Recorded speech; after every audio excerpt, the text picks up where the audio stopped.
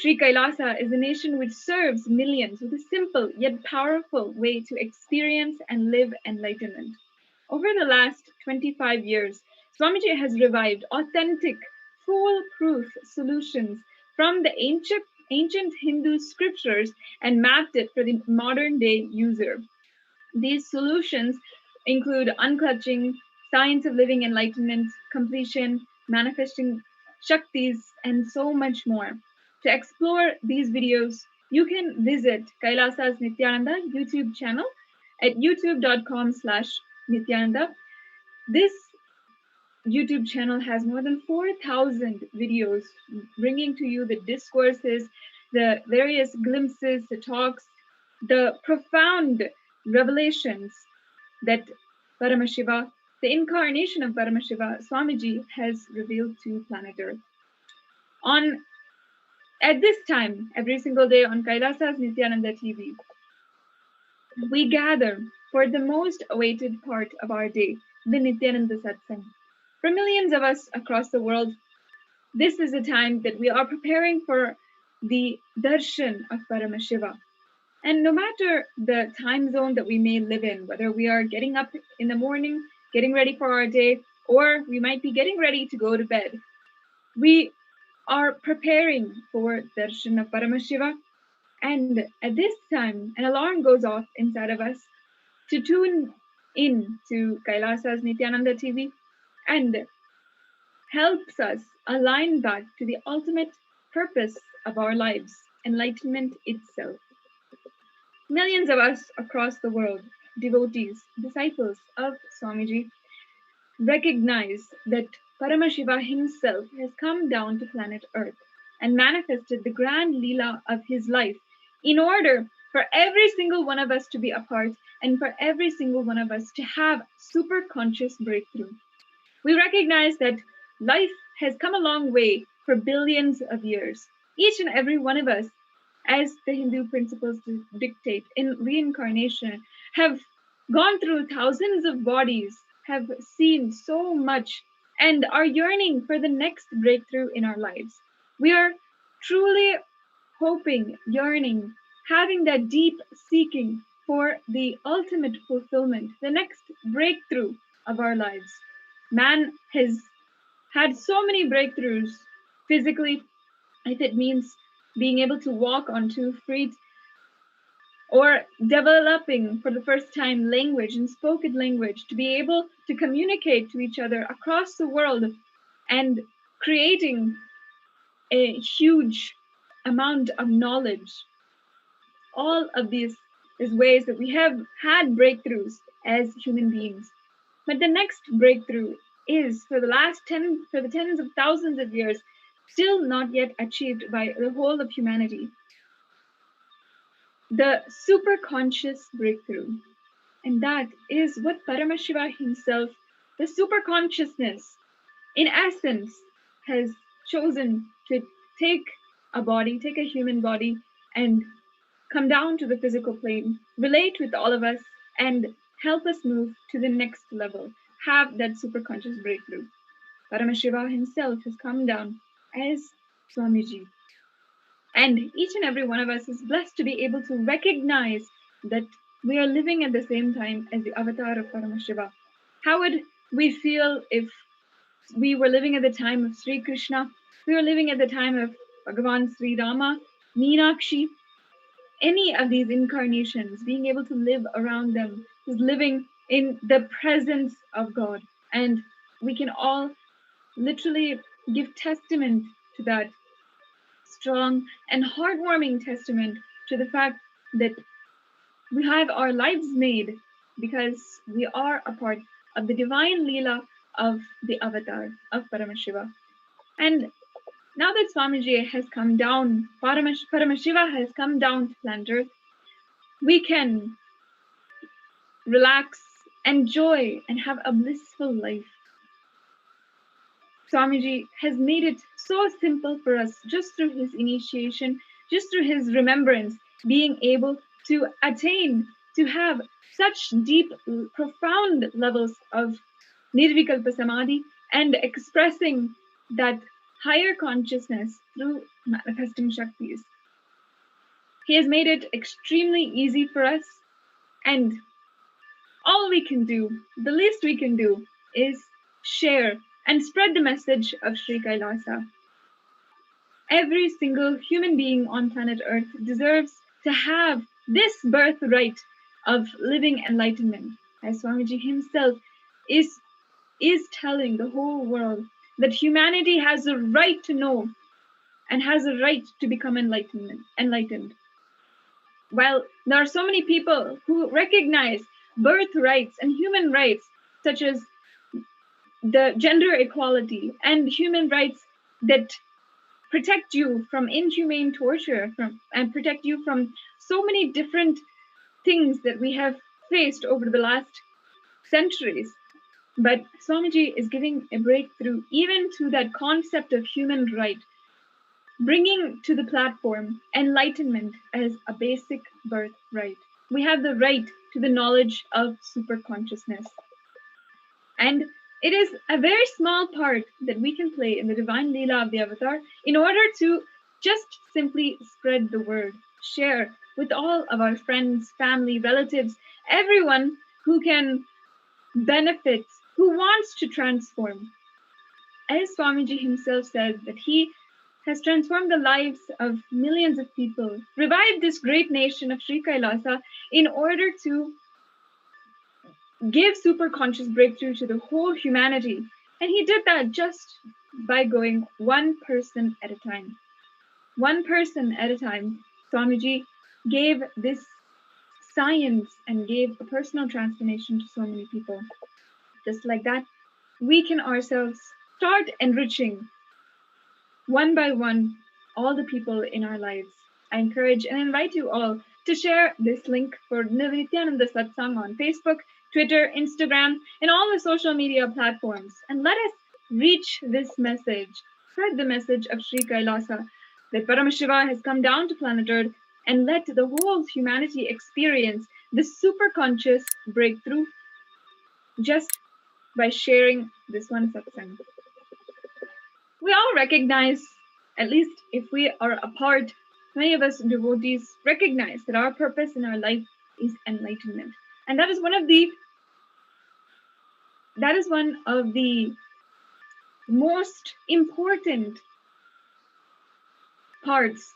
That's the most important gifts that Swamiji has given us, giving us an opportunity to find out our purpose, to realize our purpose, our ultimate purpose, the purpose of life itself, of having a superconscious breakthrough. But for many people, that idea, that purpose in their lives is still missing.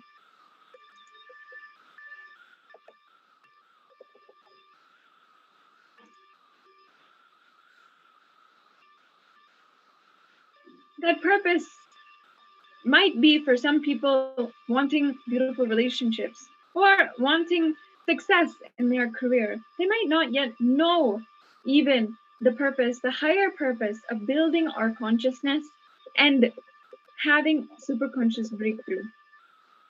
Due to the coronavirus pandemic and it's showing no signs of slowing down, many of these institutions in place of society are truly crumbling down.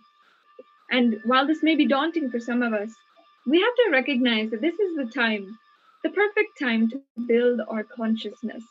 Over the last few months, Swamiji has been speaking continuously, telling each and every one of us about the time that we are in and how to transcend the negativity that is pervading the whole of society and have a breakthrough in our consciousness. In the Hindu scriptures, we recognize this time as what is known as the Pralaya. Swamiji is saying that till December 14th, it is going to be literally the Pralaya. And what is going to withstand this whole Pralaya, what will melt down, everything will only be determined after December 14th. Pralaya manifests in many different ways, in extreme earthquakes and storms, floods, man-made wars, And even what Swamiji is saying is, even in digital wars, it's going to be revealed and happening in the world. And we're seeing in so many parts of the world how this is manifesting a huge onset of disasters, whether it is economic collapse, social turmoil, global famine, where millions, hundreds of millions of people are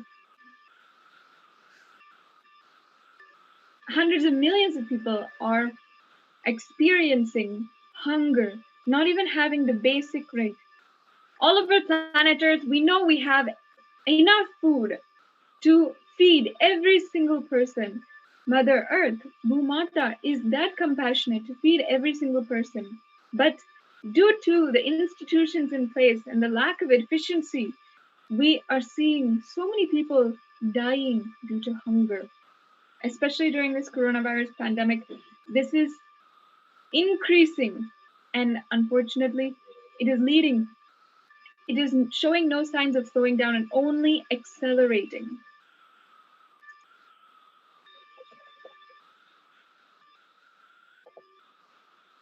The amount of disasters, whether it be the tropical typhoon in the Caribbean and in southern Florida right now, or the cyclones that are going on in China, it is costing billions of dollars in destruction, in costing billions of dollars in infrastructure damage, and it is costing the lives of so many hundreds of people, and their lives are completely devastated. What we're seeing across the world, it's not just about the negativity, what's happening. So much is going on, but for the onlooker, for many of us who might just be sitting inside, we have to recognize that the world is resetting itself. It is preparing for a super conscious breakthrough. It's for this very reason that Paramashiva comes down to planet Earth. And it is now only making sense in the grand narrative of the universe why Paramashiva has come down.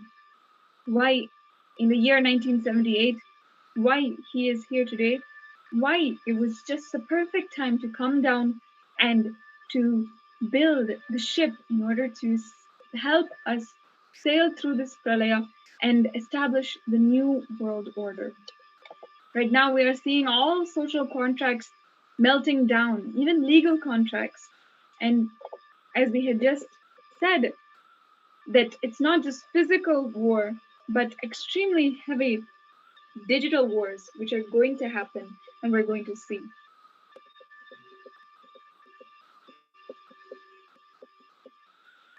Swamiji has been speaking about this pralaya for months now, revealing different truths about it, how it is affecting us as a microcosm of the whole universe, and not only that, how it's affecting us in the macro level, how the whole universe is undergoing change in our whole universe and the galaxies.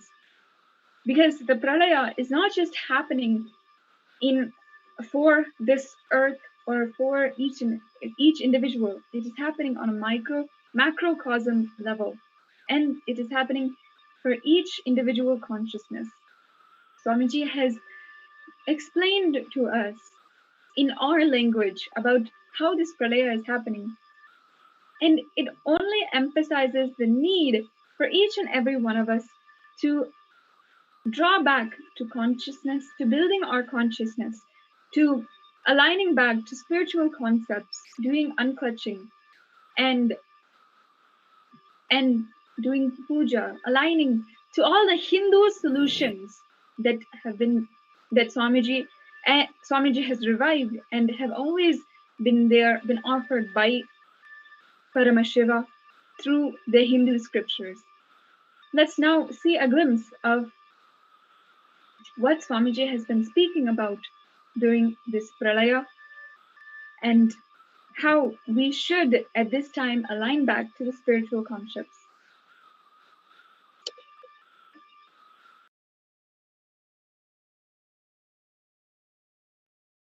Same way, you just have to outrun the common mass, that's all. Because Paramashiva is going to pick and choose the best. If you just outrun the common mass, that is enough. He will simply shower on you. You just have to a little more unclutched than the common man. Even little spiritual practice can give you a great superconscious breakthrough. Especially when the situation of pralaya is happening and expansion of the universe is accelerated. I want all of you to watch this video once more. Please watch it carefully and understand this one line. The punch line of this video is not only universe is expanding, the expansion is accelerated. Watch. You are looking at the most detailed three-dimensional map of the universe known to humankind, and it's called the Sloan Digital Sky Survey. Scientists from around the world have just completed a 20-year-long survey of the night sky, measuring the positions and distances of more than 4 million galaxies and quasars. This detailed map will help scientists shed light on the remaining mysteries of the universe. Let's go on a journey from the local stars to the largest scales of our universe.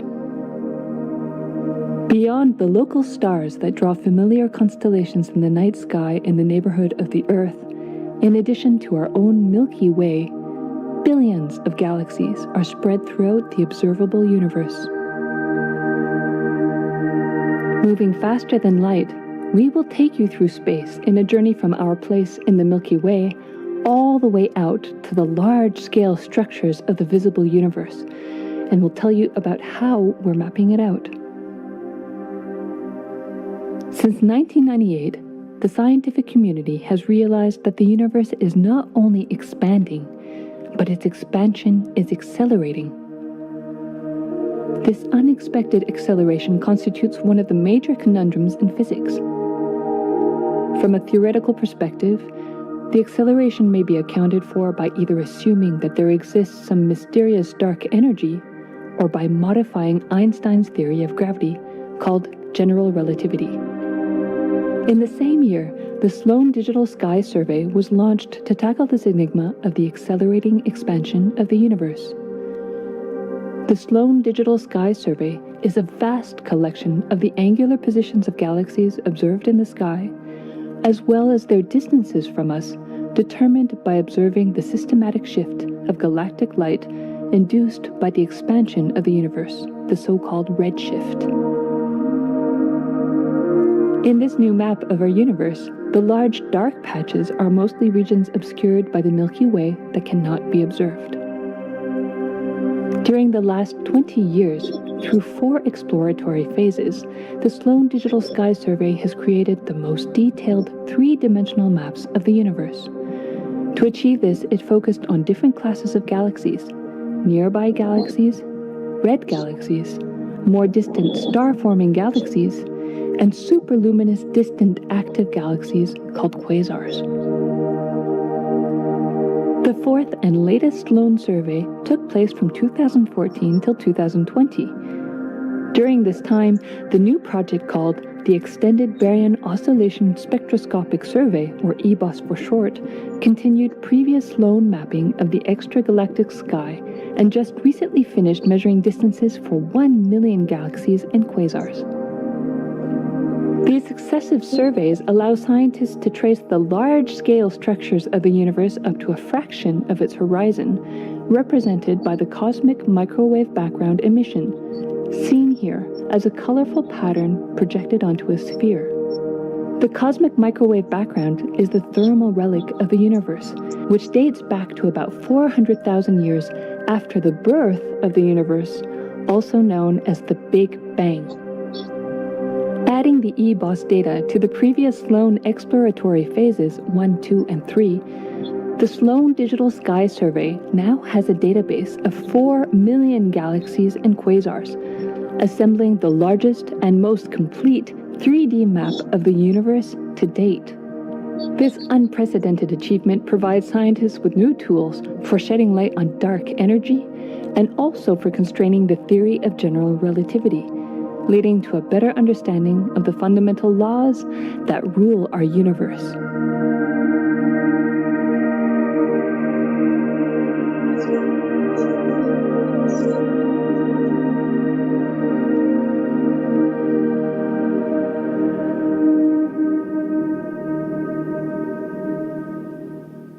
Directly, by the grace of Paramashiva,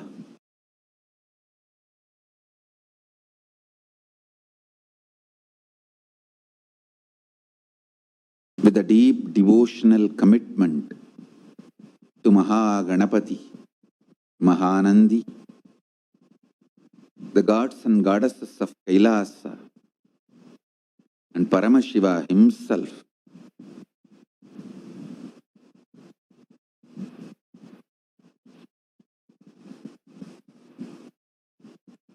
Paramashiva himself is opening the space of Kailasa for all of us, letting all of us experience his space.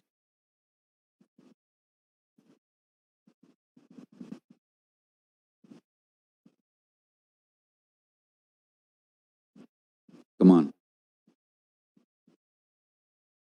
Sit in a simple, unclutched way. If you already learned unclutching, initiated into unclutching,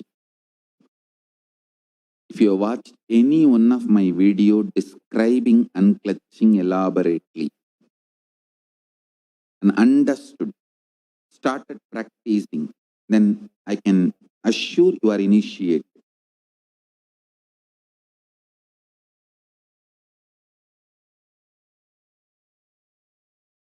Sit in an unclutched way.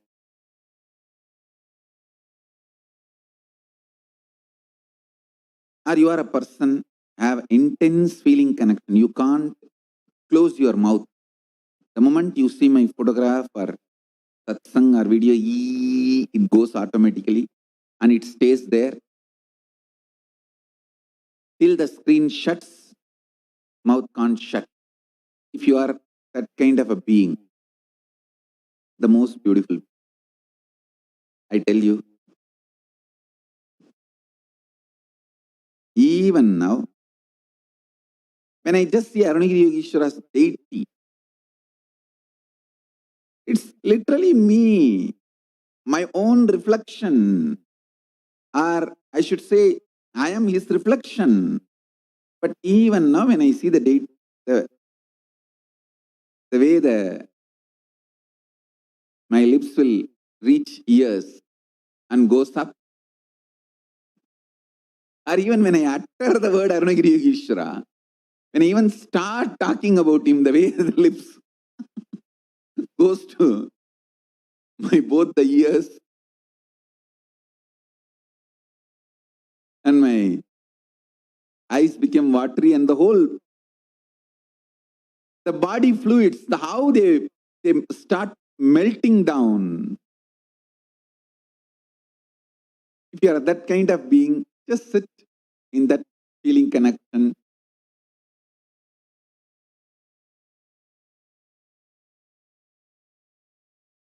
If you are a person with a deep completion,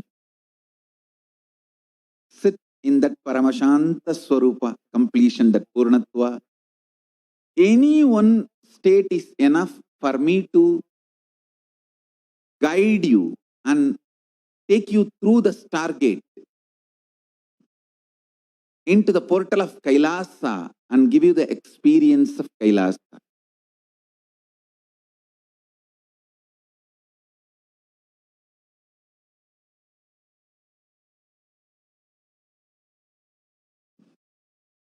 You don't need much punya to enter into Kailasa. Devotion is more than enough. Only Swarga needs a lot of punya. To enter into Kailasa, just if you have given one handful of rice to me or one small coconut to my photograph, that's more than enough. The gates of Kailasa will open. Because Kailasa does not look at the merit or punya, it looks at devotion. You don't even have to give physically a coconut. If you mentally offer a handful of rice or a coconut, or mentally you just visualize, I offer this banana with the devotion to you. Oh, my Guru, take me to Kailasa. Oh, Paramashivoham, open the doors of Kailasa for me. That is more than enough. Kailasa does not need your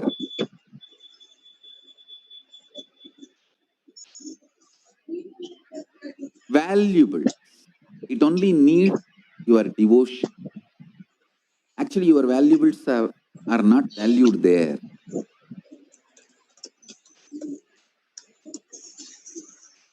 It's your devotion only helps you stay there.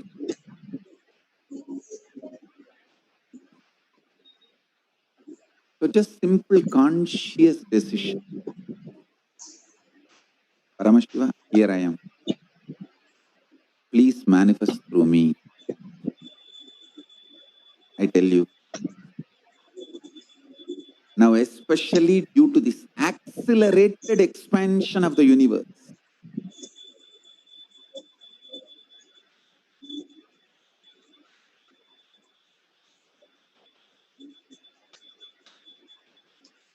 another aspect of Pralaya that Swamiji talked about is the famine affecting the world now. In the article released by the World Health Organization, they are reconsider whether they will be able to fulfill the UN Sustainable Development Goal to eliminate world hunger by 2030.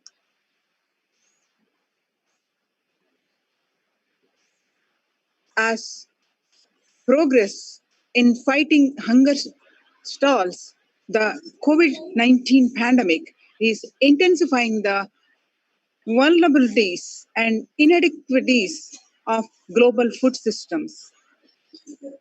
Understand, as all the activities and processes affecting the production, distribution, and consumption of food. While it is too soon to assess the full impact of the lockdowns and other containment measures, the report estimates that at a minimum, another 83 million people and possibly as many as 132 million may go hungry in 2020 as a result of the economic recession triggered by COVID 19. The setback throws into further depth the achievement of Sustainable Development Goal to zero hunger. As the Supreme Pontiff of Hinduism, Swamiji shares views and goals as the UN. In the face of his shocking global famine, as the Supreme Pontiff of Hinduism, Swamiji has given several guidelines that can help each and every one of us and the globe at a large. Now let us see Swamiji's guidance for the world in a short clip.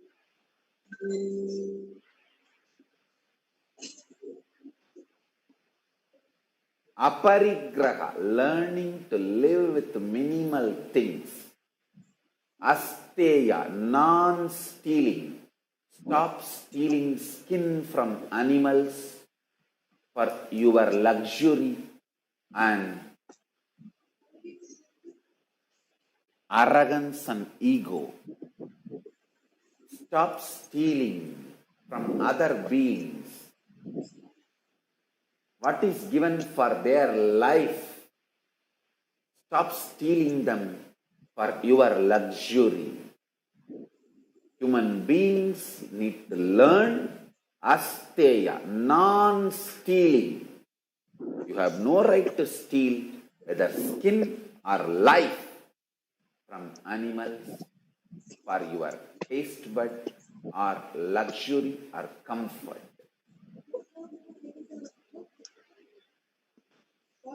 We need to learn asteya and aparigraha. Do you know the fresh water needed for meat versus plant-based diet?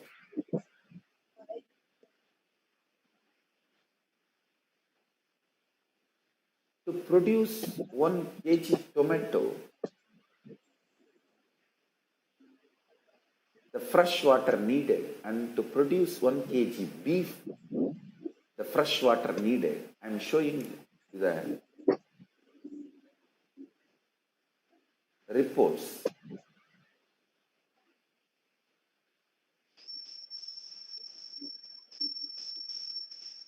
15,000 liter water is required to produce 1 kg of beef, fresh water.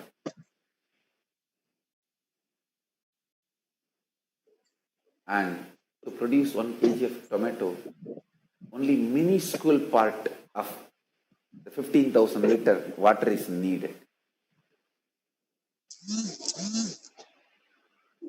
And the amount of energy beef gives and the amount of energy tomato gives, if you compare, we are entering into a disastrous, suicidal lifestyle by adopting meat-based lifestyle. Not only non-sustainable but suicidal. Humanity need to wake up. We are not only entering into a non-sustainable, we are entering into suicidal lifestyle by behaving arrogantly, thinking just because we can kill, we have a capacity to kill, we have a right to kill. No. You having capacity to kill is given only for survival need, to defend yourself in the life or death situation. But the capacity to kill cannot be misused for your food and other luxurious needs and taste buds. Stop using capacity to kill as regular lifestyle just for your food and other luxurious items and needs. Humanity, wake up. Your ability to kill is not given to you to be professionally, skillfully exercised on large scale on this planet Earth, with the idea of Earth exclusively belongs to us. No.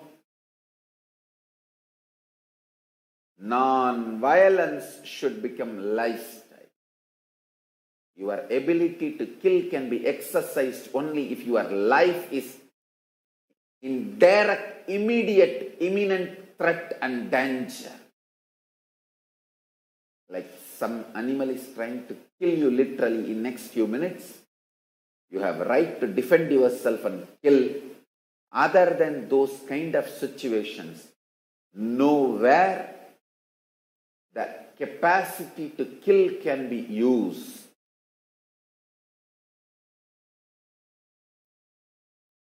Every human being who eats meat or animal-based products in your life should understand. You may not kill directly, but you pay someone to kill for you. Paying someone to kill for you is as good as you killing. I think if you kill at least one day you will realize, seeing the pain of the animal, and you will stop eating meat because somebody else is killing, and it is neatly packed and brought to the shelves of the stores, food stores. You are not even remembering. You are paying to kill every day millions or maybe even billions of animals. Let's stop releasing not only carbon dioxide, karma also, pain and suffering also. When you kill animals, when you keep the livestock and kill animals, not only you disturb the environment as per binary logic, you disturb the ecosystem by releasing so much pain and suffering.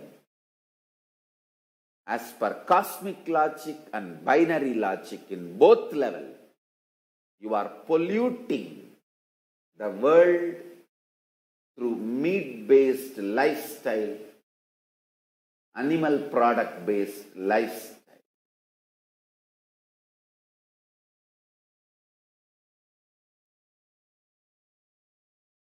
I want the humanity to contemplate on this. Enough of delusion. Let's get back to the right lifestyle.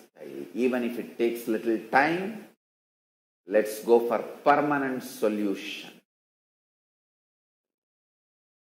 Let's save planet Earth for future generations before it becomes too late. We have not yet reached the tipping point. Let us wake up now and protect planet Earth for our future. Do not live in the delusion that planet Earth is exclusively for us. No. Planet Earth is given to us, but not exclusively.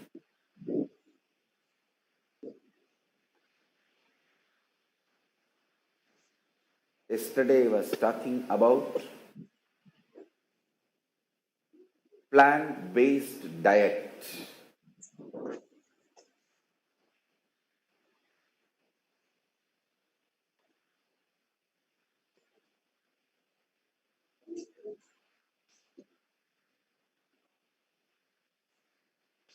COVID-19 has infected over 11 million people worldwide and claimed more than 5 lakh lives, with Europe and the United States overtaking China, where the pandemic started last December. The World Health Organization, WHO, declared coronavirus a pandemic due to a widespread scale of the outbreak and has warned that the worst of COVID-19 is yet to come.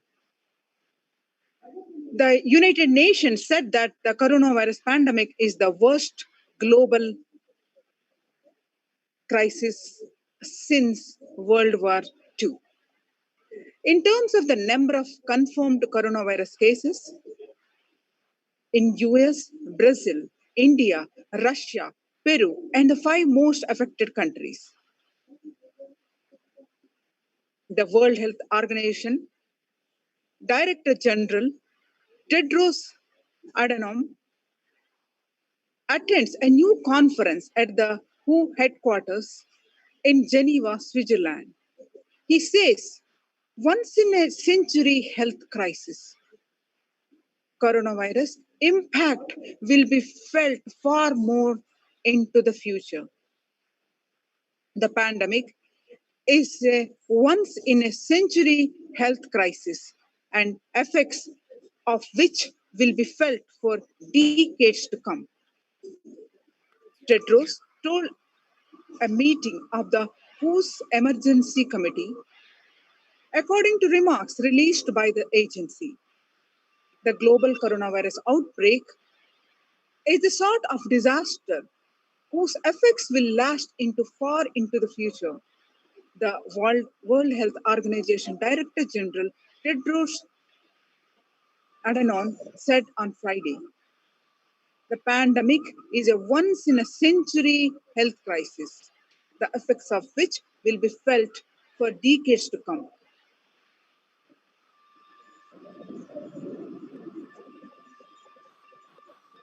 In order to completely get involved with life and start actively working on our consciousness, bringing super consciousness breakthrough to ourselves and the whole humanity, Swamiji gave us one instruction. Let's get involved with E-Kailasha. Swamiji declared, E-Kailasha is the message from Paramashiva. For all of you, not only to sail through this pralaya, to have the super consciousness breakthrough. What Swamiji means by this is the E-Kailasha, the enlightenment ecosystem. Literally, enlightenment itself in your home, wherever you are. If you cannot come to Kailasha, it's okay. Kailasha can come to you. Kailasha coming to you is E-Kailasha. Literally, enlightenment, power manifestation, Paramashiva, everything served to you without you even moving out of your couch. For Swamiji funnily says that for couch potatoes. So E-Kailasha is a solution that Swamiji has guided each and every one of us to protect ourselves from the pralaya and its effects, such as the pandemic fatigue. You can become involved with your local Sangha for waking up at Brahma Muhurta for yoga and doing yoga together and watching Satsang and doing power manifestation. Now let us watch what Swamiji is saying about what E-Kailasha is really do for you. Let's watch this small clip.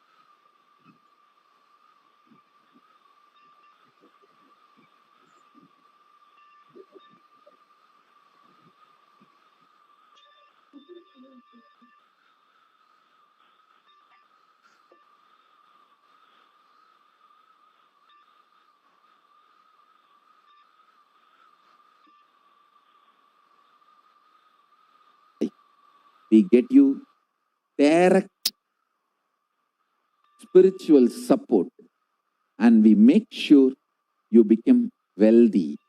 Understand? E-Kailasa brings everything, and once you start living the spiritual routine, we will make sure you manifest powers of Paramashiva. We won't stop just good life, giving you just good life.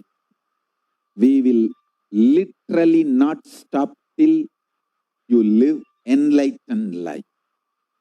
Manifesting the state of Paramashiva, space of Paramashiva, powers of Paramashiva, being of Paramashiva. I have the photographs of my guru teaching yoga to his Western disciples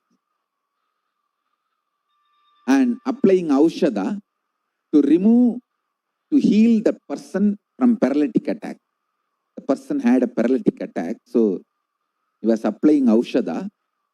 You can see in his hand He himself personally applying Aushadha and healing that person.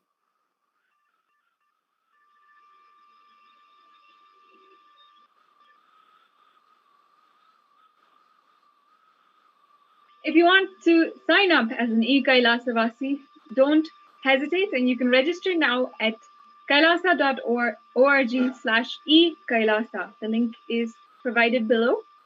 For this Pralaya, Swamiji has guided us that we must infuse intense consciousness, peace inside of us and into the whole world. That is the only thing we can do, especially now. The only thing we can do is bring more and more unclutching, more shanti, peace, through unclutching into ourselves and thereby for the whole world. Unclutching is something that Swamiji has been revealing to in his grand mission as a revival for Sri Kailasa. It's one of the most important contributions that he has gifted to humanity.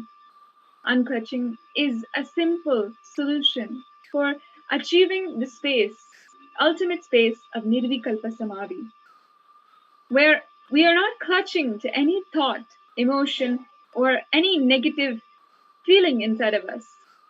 Most of us are prisoners to our past. We repeat behaviors based on what we are familiar with, and this results in feeling that life is boring, becoming tired of life, and feeling that we never experience anything new.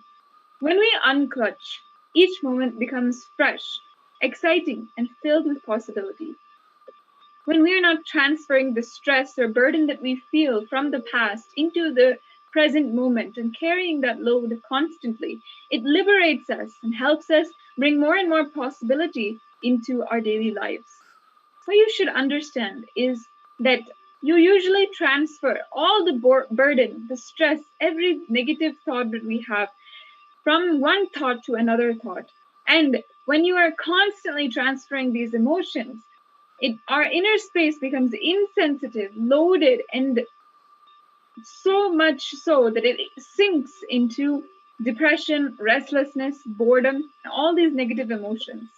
Unclutching is not connecting one thought and another thought, and not carrying the same stress that we have and the same emotions that we have into the next moment.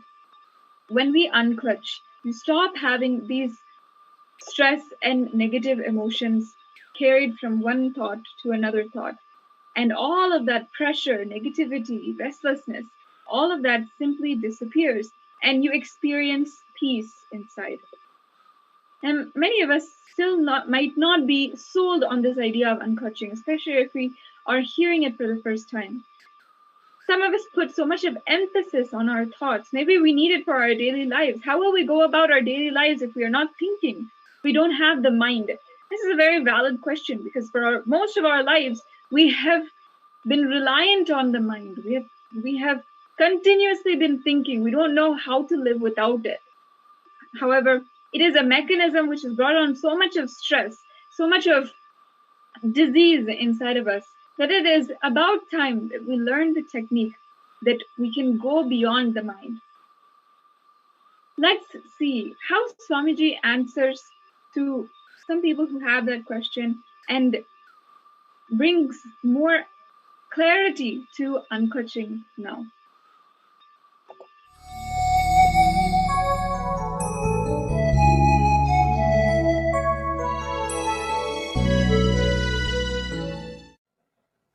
See, your thinking is not a big problem for you. It just comes and goes. But when you start thinking, oh, I am constantly thinking, I am not able to stop thinking, that is where you start creating problem. When you start creating some shaft, see, all your problems, when I say all, capital letter A-L-L, all your problems are just because you create shaft. You create a shaft which does not exist. Which does not exist. If you just understand, you are unclutched by your very nature. You can see. Even if you try to clutch, you can't clutch. Try your best to connect your thoughts. Try to be on same subject. Try to concentrate your mind.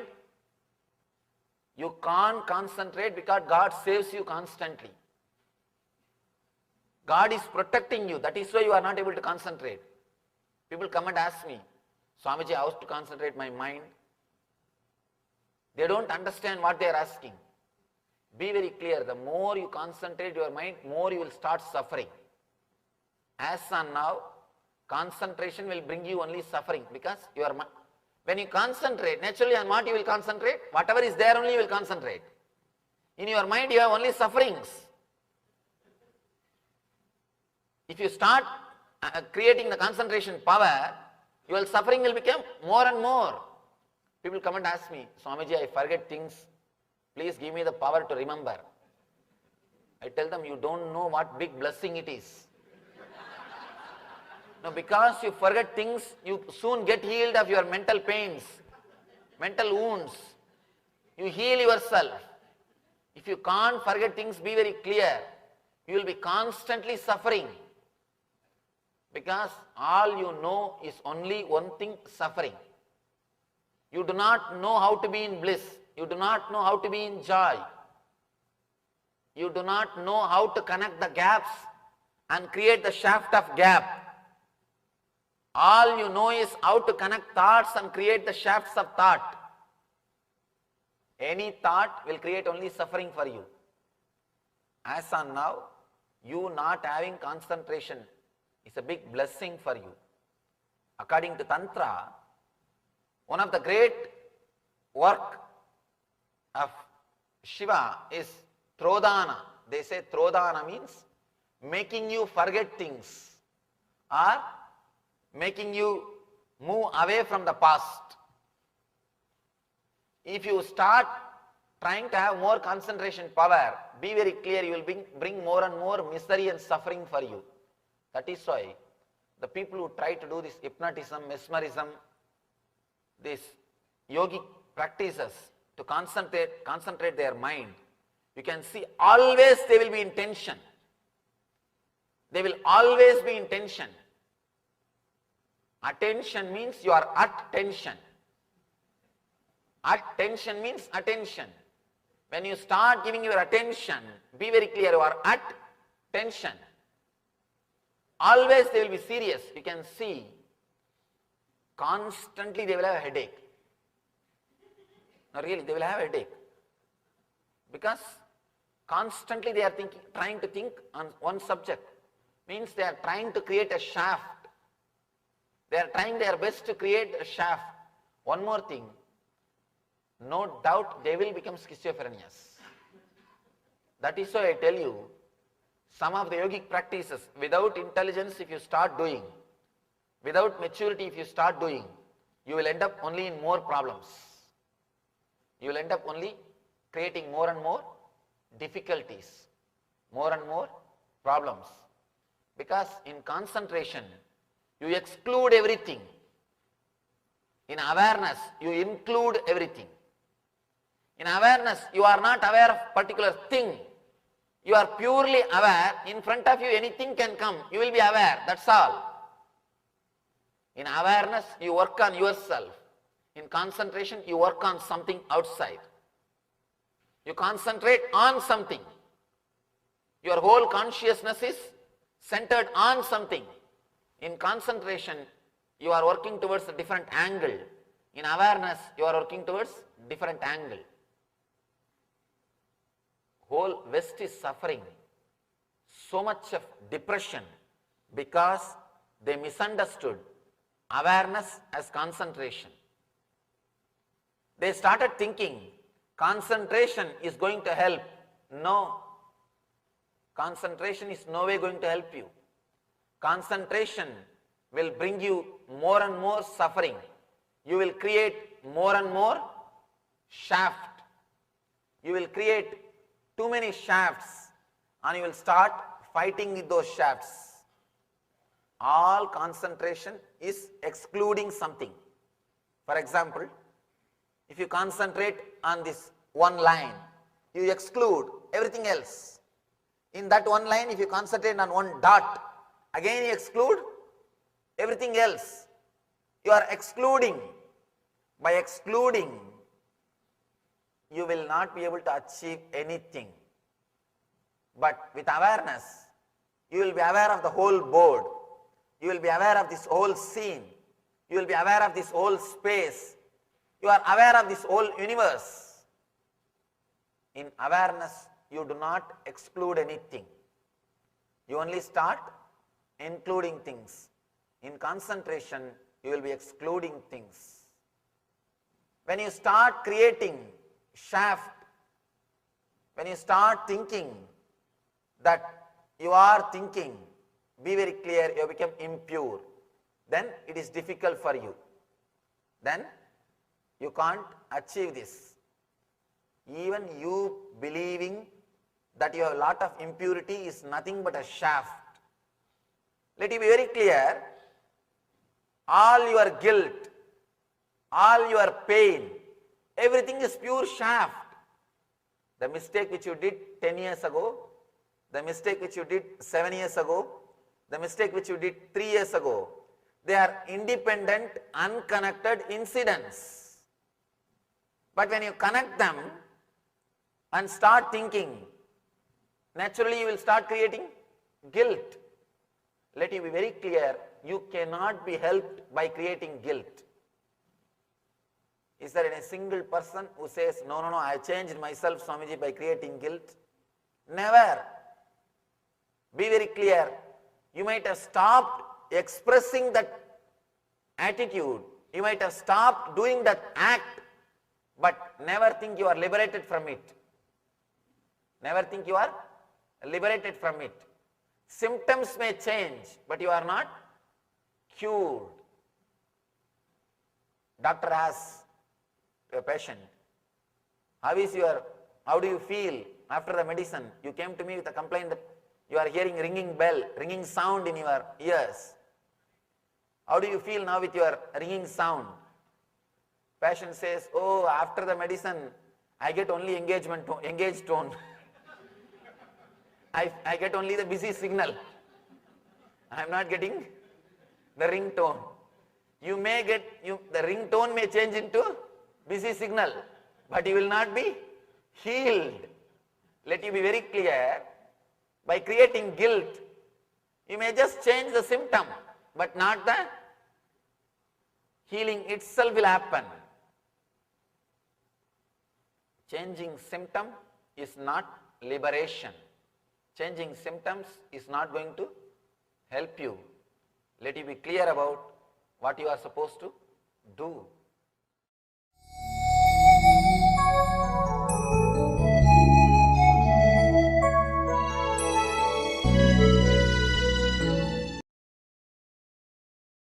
Nirvikalpa Samadhi, Jnana Yajna, was in the 79th day to give the world a super consciousness breakthrough and heal the world from COVID-19. People from over 50 countries continuously radiated the space of Paramashiva by practicing the unclutching meditation 24 hours a day, 7 days a week, sitting from 13th May Indian Standard Time. 288 people yesterday participated sessions from 4 languages around the world from 50 countries and recorded 17,280 minutes for peace. Every language started with chanting the Mahavakya for 1 hour and then Upanishads and Bhagavad Gita for 1 hour and then for hours of straight unclutching. At any given point, there are active unclutching around the world. If you would like to join the movement, you can register at http://kailasha.tv/minutes for peace. So, For the last few days, we have been understanding, seeing, and being able to witness the different aspects of the autobiography of the avatar.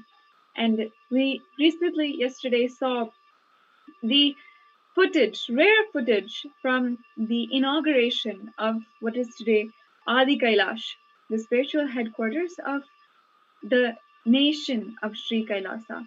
Adi Kailash is one of the places where Swamiji spent the most time creating the infrastructure for an enlightenment ecosystem. But few people know the amount of hard work, the blood, sweat that Swamiji put in himself in order to create that hub of enlightenment for millions across the world. I'd like to begin with a small story from the autobiography about the time in Swamiji's life in around 2003. At that time, every villager knew Swamiji by one simple story. In the later years, they know by signs and boards and even larger than life cutouts of Swamiji in around Bidadi and the surrounding towns. But still, every villager remembers one story that really introduced the avatar to the whole town and all of the thousands of people who live near Bidadi. It was around 2003, during the first ever visit of Swamiji's to the Bengaluru Adinam, to Adi Kailash, when the avatar ventured out to what was once a forest. He was observing the land at the time and he saw a large group gathering. One of his attendees came and told him that what has been going on for the last 4 hours. The attendee reported back saying, Swamiji, a pregnant cow fell and got stuck in a pit. 40 men had tied a rope around the cow and they were trying to heave it, literally pull it out of the pit. But it was to no avail. When Swamiji got to know this, he approached a large crowd. The few devotees around the area cleared the path for him. And the 40 men who were trying to heave the cow out of the pit gave up. It seemed like he didn't do anything. He didn't snap his fingers or touch the cow. But in a matter of 3 seconds, Swamiji simply had led the cow out of the pit. Swamiji had said that he really actually didn't do anything. He just looked at the third eye of the cow and told him, hey, you can walk, just come. And he said that when he initiates into the third eye, this is exactly what he does. He looks deep into the intra-organ, the Ajna Chakra, and tells each and every one of us during the initiation, hey, you are me, just become me. Shortly after this incident, Swamiji moved into the land of Adi Kailash. And at this time, the land was a forest and it was centered around a radiating banyan tree. Swamiji narrated that more than 9 months he was staying in a cow shed, which is still maintained there, a 10 feet by 9 feet cow shed. In the daytime, cows will be inside and I will be outside. In the nighttime, the cows will be outside and I will be inside.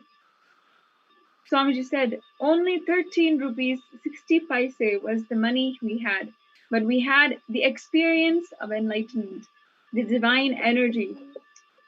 Swamiji lit fires at night to keep the animals away and went into a state of samadhi at night, sitting on the ground, just as comfortable on the ground as he would be in a cot. This was the beginning of Adi Kailash. It was then he began the construction of the Laughing Temple, where he slept for another 2 years until his quarters, the actual place where he was staying, was built in 2005. His early devotees and disciples, those who took care of him, had told him, Swamiji, please don't sleep there. But he insisted. He says, I knew only if I go and stay there will the work start to happen. According to that, the construction of the Adinam of Adi Kailash laid the foundation of the city that would grow there once again. Now, we can see rare footage of Swamiji during this time when the sprawling city of Adi Kailash, which is today Adi Kailash, was still a forest.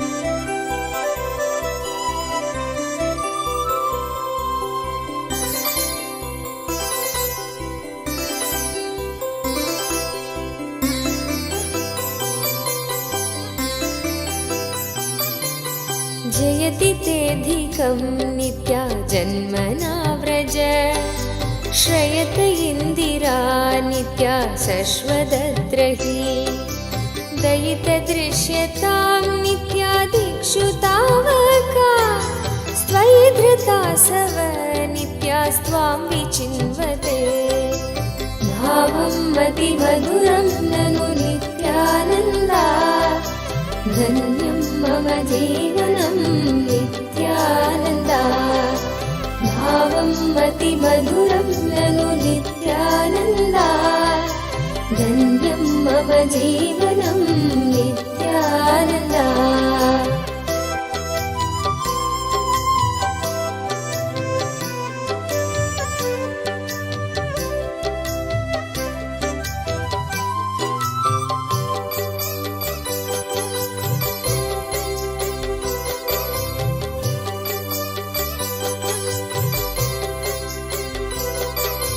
शरदुदाशये नित्या साधु जातसे सरसिजीधर नित्या श्रीमुषादृश सुरतनाथ ते नित्या शुल्कदासिका वरदनिघ्नतो नित्या नेह किं वद भावं मतिमधुरं ननु नित्यानन्दा धन्यं मम जीवनं नित्यानन्दा भावं मतिमधुरं ननु नित्यानन्दा धन्यं मम जीवनं Nityananda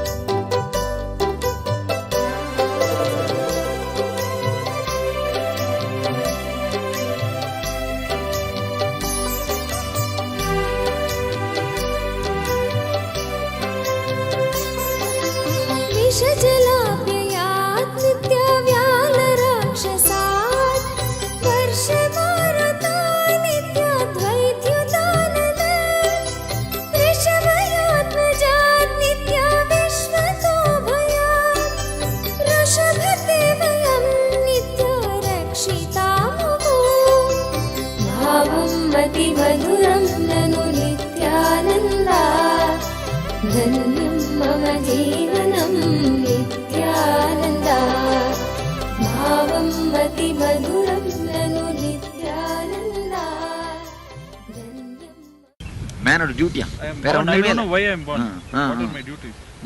Man has no duty. Duty is 4-letter word. Man has only one responsibility: to live beautifully, to live happily, to live blissfully. No duty. கடமைன்றது எனக்கு இல்ல, இல்லவே இல்ல. நானா சொல்றதுதான் கடமை. எந்த மனிதனுக்கும் எந்த கடமையும் கமிட்மெண்ட்டுமே இல்ல. ஹோல் கமிட்மெண்ட்டும் இந்த உலகத்தை படைச்ச கடவுள் மேல, பிரபஞ்ச சக்தி மேல. மனுஷனுக்கு ஒரே ஒரு ரெஸ்பான்சிபிலிட்டி மட்டும் தான் இருக்கு, கடமை இல்ல. ரெண்டுத்துக்கு டீப் டிஃபரன்ஸ் இருக்கு. ரெஸ்பான்சிபிலிட்டி மட்டும் தான் இருக்கு. அந்த ரெஸ்பான்சிபிலிட்டி அவன் எடுத்து செஞ்சா நல்லது, எடுத்து செய்யலனா ஒண்ணும் இல்ல. கடமைன்றது செஞ்சே ஆகணும். It's a 4-letter word, forcible word. Duty அப்படிங்கிறது ஒரு இதுவே கிடையாது, ரெஸ்பான்சிபிலிட்டி அப்படின்றது தான் ஒன்று இருக்கு. அந்த ரெஸ்பான்சிபிலிட்டி என்னன்னா, இந்த பிரபஞ்சத்துக்கு வந்ததும் இனிமையான ஆனந்தமான வாழ்க்கையை வாழ தான் ரெஸ்பான்சிபிலிட்டி. ஆனந்தமான வாழ்க்கையை வாழும்போது தானாவே நம்மளை சுற்றி ஆனந்தத்தை நம்ம ரேடியேட் பண்ணிடுவோம், மற்றவங்களை டிஸ்டர்ப் பண்ண மாட்டோம். ஒரு ஆனந்தமா இருக்கிறவன் வயலண்டா இருக்க மாட்டான். அஹிம்சைக்கான ரியல் வழி என்னன்னா ஆனந்தமா இருக்க ஆரம்பிக்கிறது தான். நாம் ஆனந்தமா இல்லாம அஹிம்சையோட இருக்க ஆரம்பிச்சோம்னா மற்றவங்களும் டார்ச்சர் பண்ண மாட்டோம், நம்மளும் டார்ச்சர் பண்ணிட்டே இருக்கும். செல்ஃப் டார்ச்சர் இருந்துகிட்டே இருக்கும், மெசோசிசம் இருந்துகிட்டே இருக்கும். அதனால first step and last step both are being blissful. அதில் தான் இருக்கு நம்முடைய வாழ்க்கையை இனிமையாகவும் ஆனந்தமாகவும் நடத்துறது தான் இருக்கு. அந்த ஆனந்தம் அப்படின்னு நான் சொல்ற வார்த்தைக்கு ரொம்ப டீப்பான மீனிங் நிஜானந்தம். நிஜானந்தத்துக்கான வழி தான் தியானம். சாமியோட மெசேஜ் 3 வார்த்தையில சொல்லிடலாம். ஞானம், தியானம், ஆனந்தம். ஞானம் அப்படின்னா மெச்சூரிட்டி. ஒவ்வொரு மூமெண்ட்ல நம்ம ஒவ்வொரு சூழ்நிலையிலையும் என்ன டெசிஷன் எடுக்கிறது அப்படின்னு உள்ள இருந்தே இந்த ஞான டீச்சிங்ஸ், இந்த ஸ்பிரிச்சுவல் டீச்சிங்ஸ் கைட் பண்ண ஆரம்பிக்கும். ஒரு லெவலுக்கு அப்புறம் பார்த்தீங்கன்னா இந்த டீச்சிங்ஸை குருகிட்ட இருந்து கேட்டு கேட்டு அதெல்லாம் உள்ள ஸ்டோர் ஆயிட்டு உள்ள இருந்தே கைட் பண்ண ஆரம்பிக்கும். மெச்சூரிட்டி. ஒவ்வொரு சூழ்நிலையிலும் இந்த எப்படி டிசைட் பண்றது, எப்படி வாழறது அப்படின்றத பத்தி நம்முடைய inner mind, inner wisdom guide பண்ண ஆரம்பிக்கும். இதான் ஞானம். அந்த ஸ்டேட்டுக்கு போறது இதான் ஞானம். அதுக்கு அடுத்து அதை டீப் ஆக்கிறதுக்காக தியானம். இது ரெண்டும் பண்ணா ஆனந்தம் தானா வந்துடும்.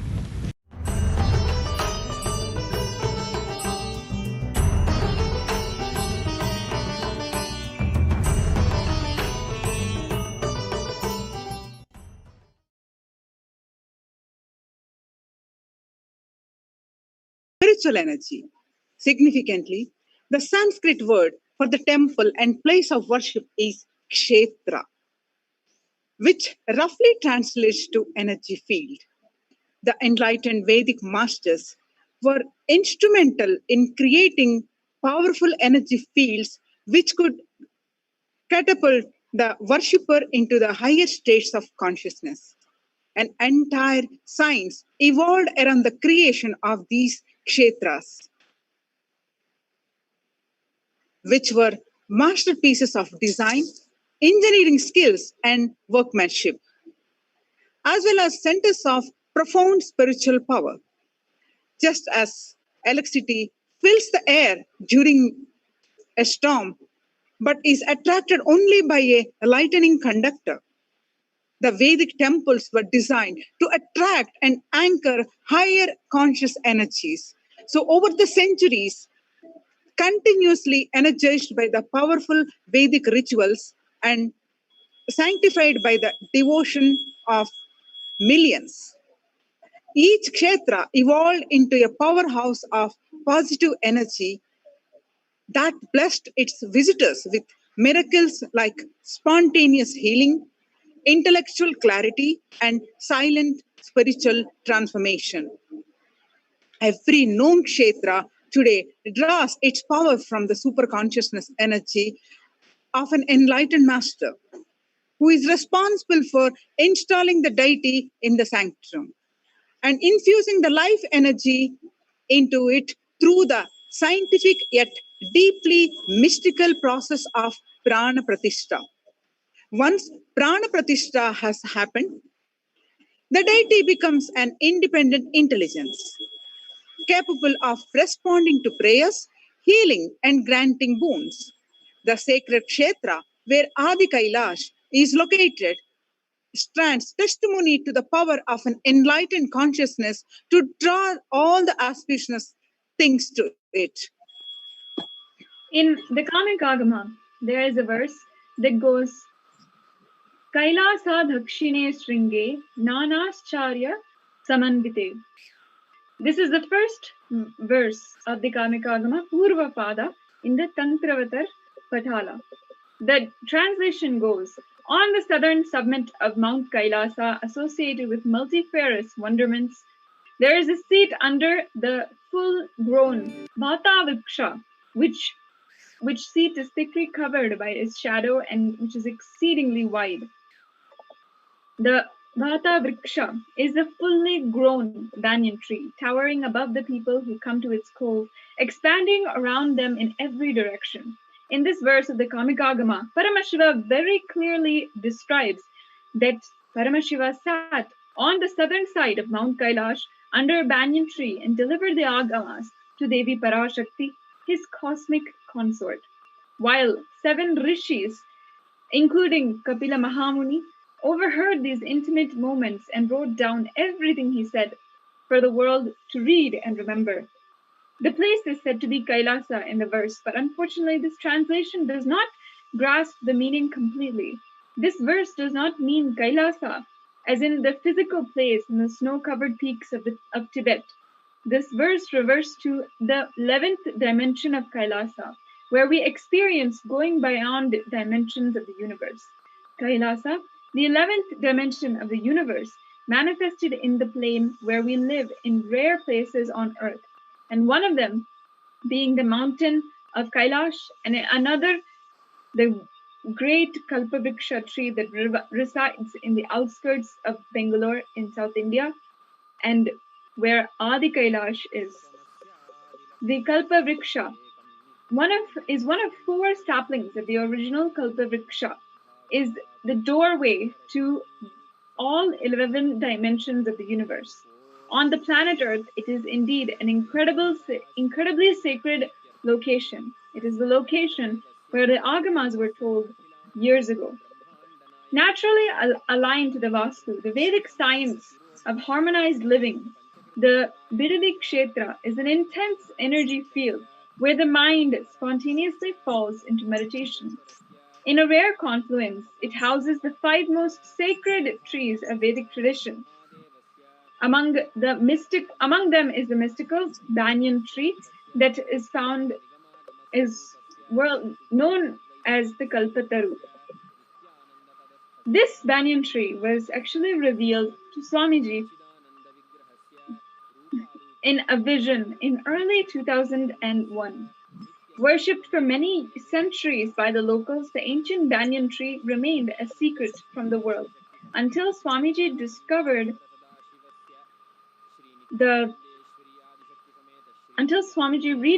it and chose it as the energy hub of his spiritual movement.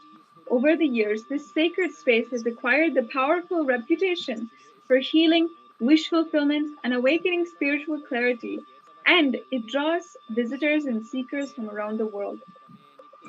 The cave and the banyan tree are witnesses to intense spiritual austerities of the enlightened masters. The Jiva Samadhi of enlightened energies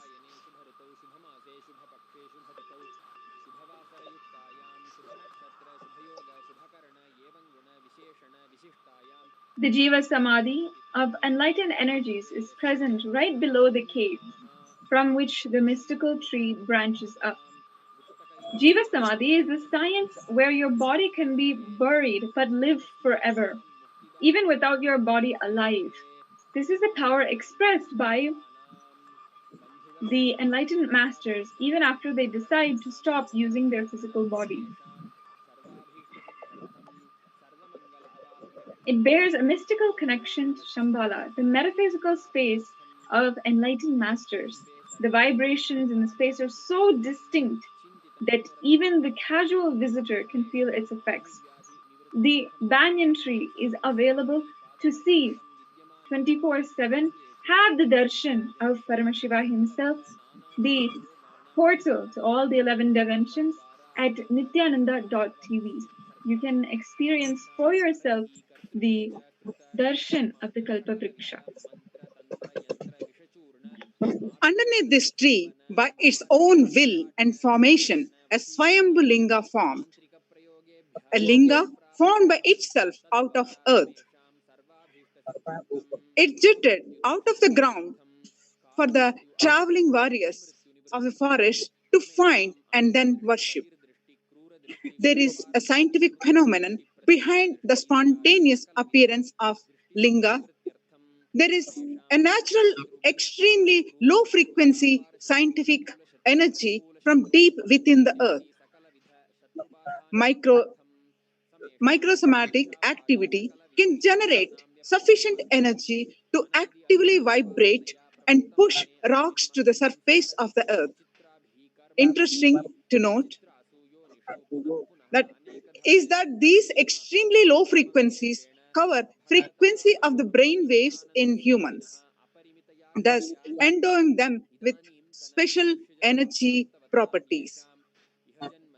One such natural formation is the renowned Mount Kailash, which, along with the Arunachala hill in Tirunamalai, are themselves Swayambhulingas.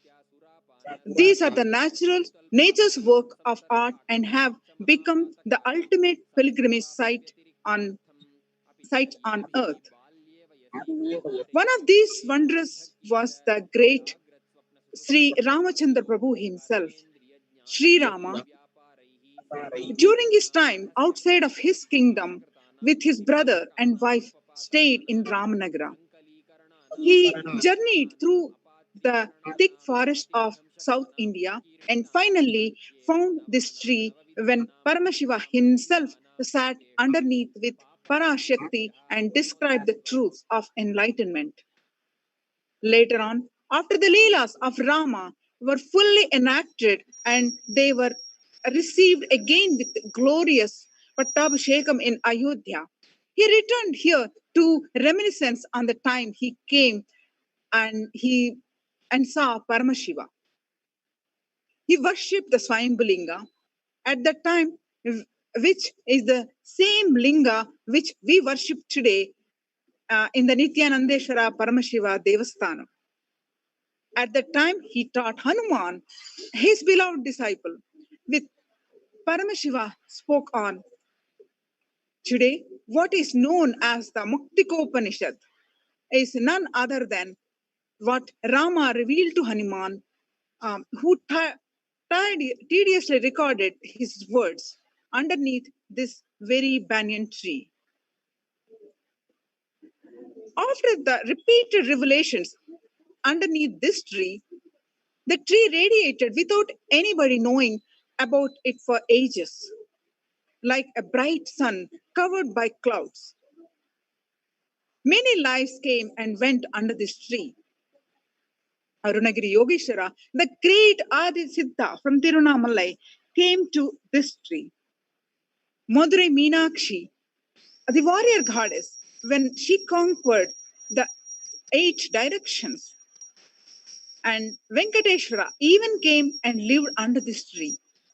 An unnamed soul with 2 bodies, both male and female, lived underneath this tree and were finally buried underneath it. So each of these forms, those incarnations, and those centuries apart were connected by a single thread, a thread that made up the grand Leela of the Avatar.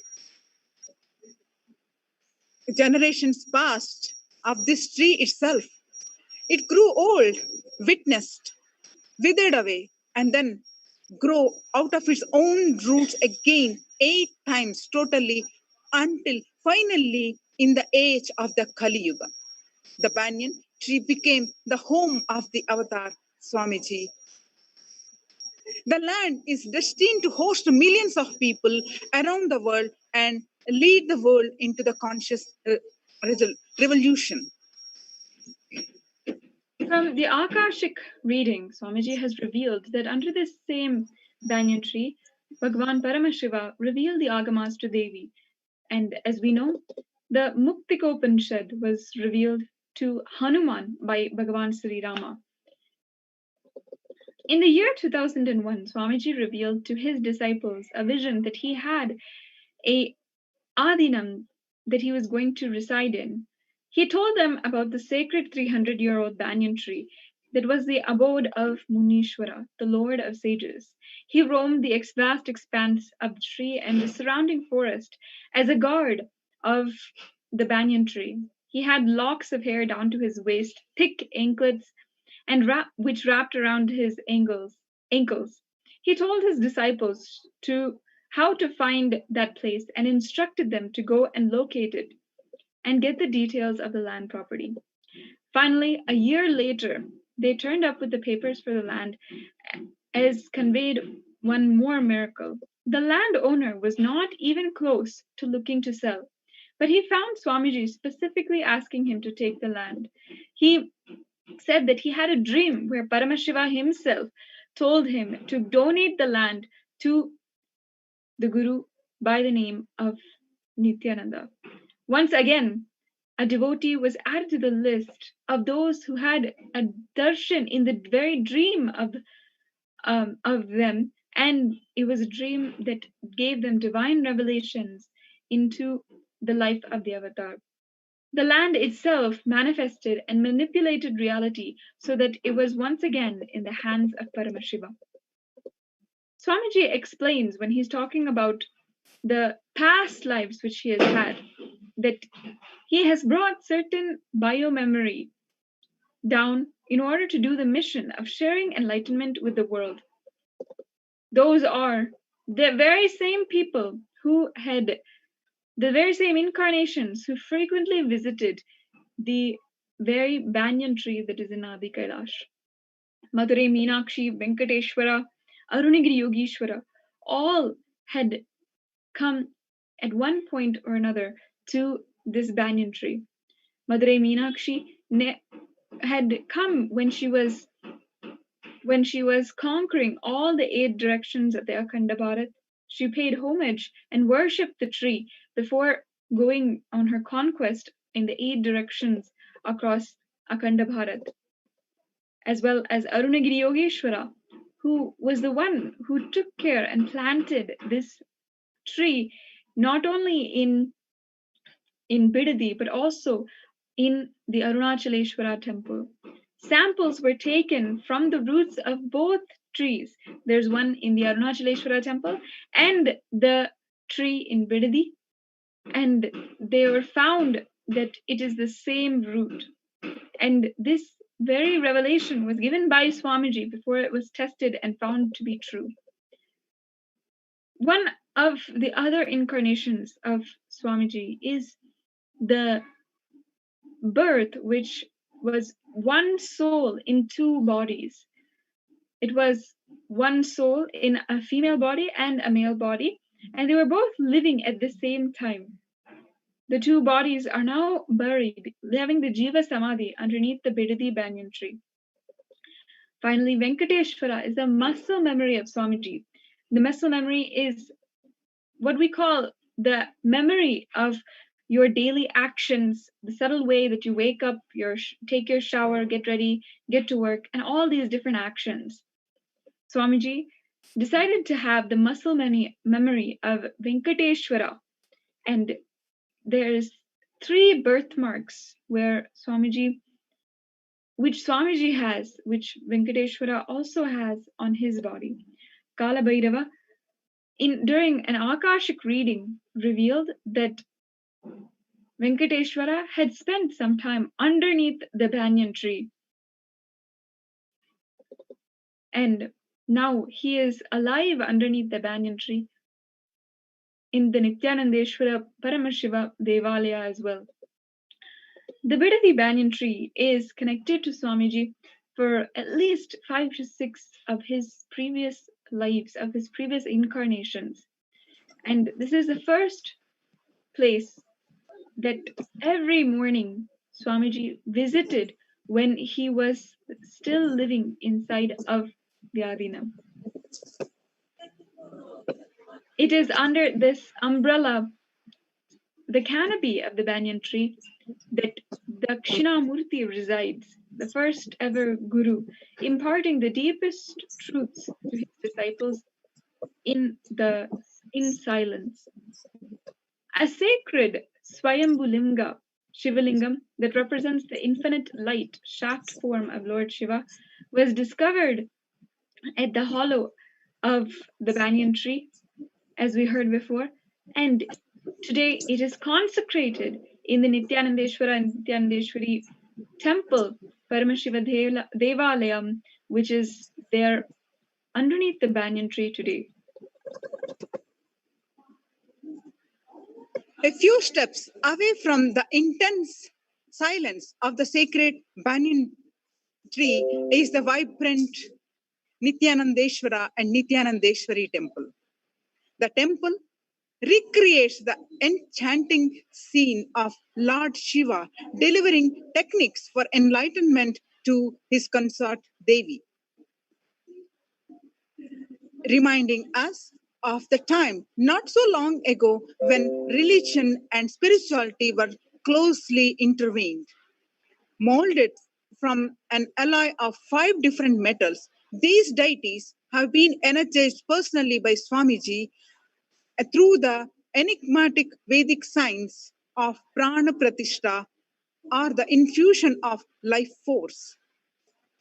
True to the Vedic culture, the temple resonates with the chanting of mantras at dawn and dusk. The temple resonates with the chanting of the mantras at dawn and dusk, sending out ripples of positive energy that cleanse and energize the space around.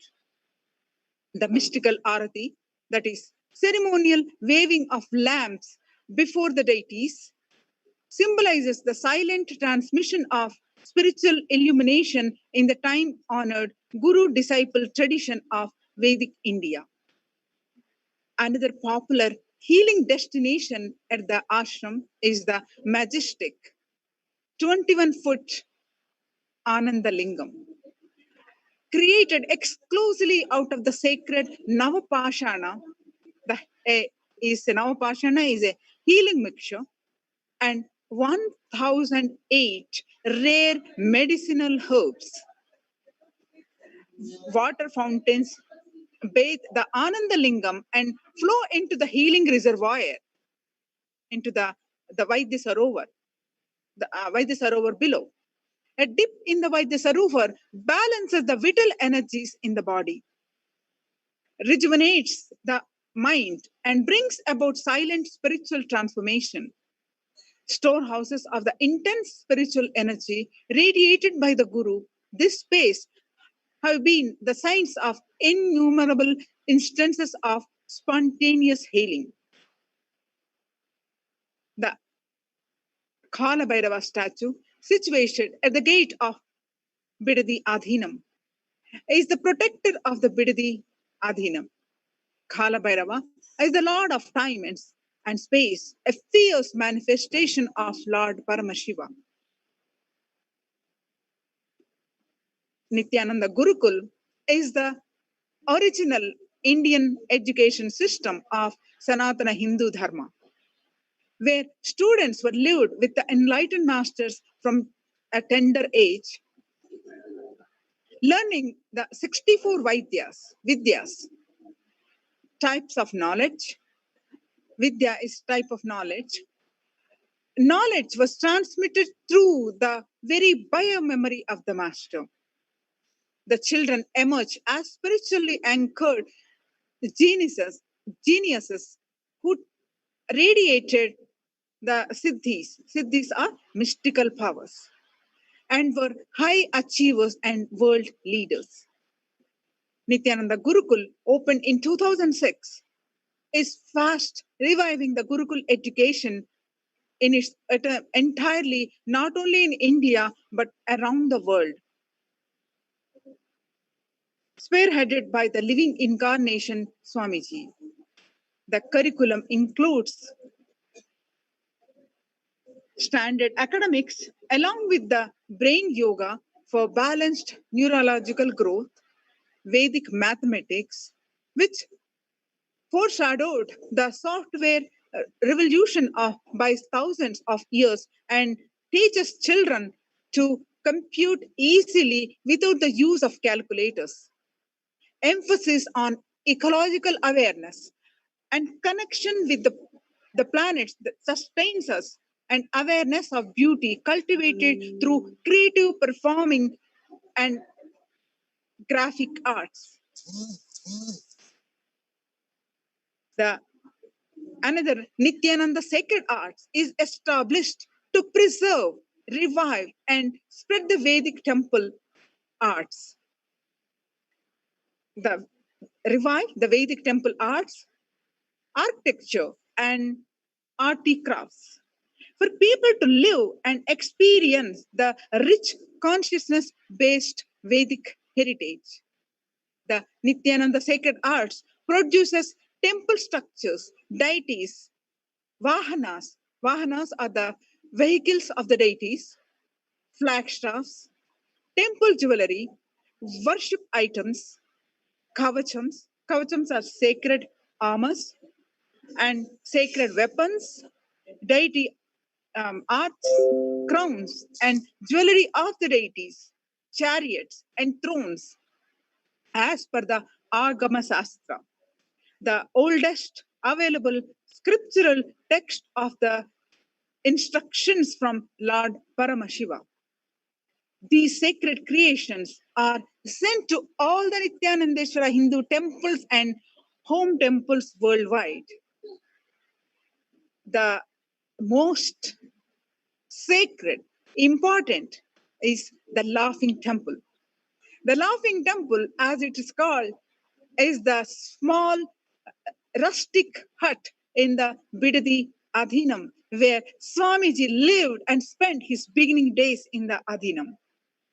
In 2011, the Vedic solar month of Meena, on the day of Chitra Nakshatra, Swamiji's birth star, a life-size marble murti, a statue of Swamiji, was installed in the same place of Laughing Temple where Swamiji used to sit and take classes and spend hours his whole day.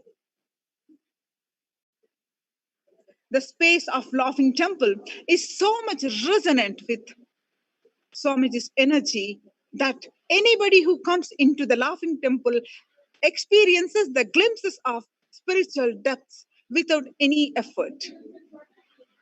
Moreover, worshipping the Master is in this Laughing Temple where Swamiji lives in the Murti, creates a deep spiritual alchemy in us and elevates us to higher planes of spirituality effortlessly. Swamiji had described how he energized the different places around Adi Kailash. In 2016, when he was introducing spiritual alchemy to the whole world, he introduced something called Pullurvi, the enlightenment pill. He described this process. He said, when I came to this campus, there was a huge neem tree which had the Pullurvi in it. Under that, I planted the energy field. This place has made the universal cosmic temple, and he planted it near the temple and near the Laughing Temple. When Swamiji went to US, some person who had come to the Adhinam did not know about the plant, and he cut it without asking. Because that part was cut, the tree itself could not live. It was a conscious soul. When Swamiji came back that year, he just called the tree and completed with the soul. When he blessed the soul and looked around, it entered into his third eye. In that moment, Swamiji saw that the soul had entered all the trees. The leaf which comes out, which is modified scientifically, it has modified mitochondria. That leaf can hold the programming of the biomemory, muscle memory, and bioenergy which is required for enlightenment. That is the significance of this plant. There's a process called Mulika Prana Pratishtha. The Prana Pratishtha for an herb. This is something that Swamiji learned since he was very young. Even after the leaf is removed, maybe even after 2 to 6 months, it will be fresh, as if you picked it up today, and there will be no signs of withering away. As enlightened incarnations are capable of dismantling any molecule and assembling it in as any other molecule at any other place or time, with this power, dismantling the liquid form of mercury and retaining its mercurial quality and assembling it back as solid is called the science of solidifying mercury. This is something an incarnation can only do. In this body, Swamiji did this 3 times in Adi Kailash, which allowed for a huge alchemy process to happen for the kshetra, and for the land itself to be completely energized. He did it once under Dakshinamurti, and the second time in the Garbha Mandir at the Nithyanandeshwari Garbha Mandir. And then the third time he did it was underneath the Vaidya Sarovar Nithyananda Lingam. It starts from preparing the ground and installing the solidified mercury, installing the proper mantras, mandalas as per the instructions of Paramashiva. Just these three garbhas installed in Adi Kailash contributes to a major role in how everyone who comes to the Adinam is able to manifest powers. Swamiji prepared the land using all of these spiritual alchemy methods that he knew, of course, and he revived this science in order to make this the Adi Kailash into a hub for enlightenment. Today, Bidadi, the Adi Kailash, is the cosmic airport of spirituality where gods have walked since ages and are walking today.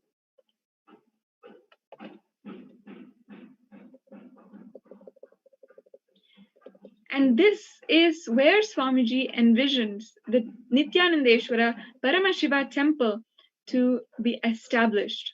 It's Paramashiva's home, the universal center from which he is going to manifest the whole world, and one of the great historical happenings of life itself.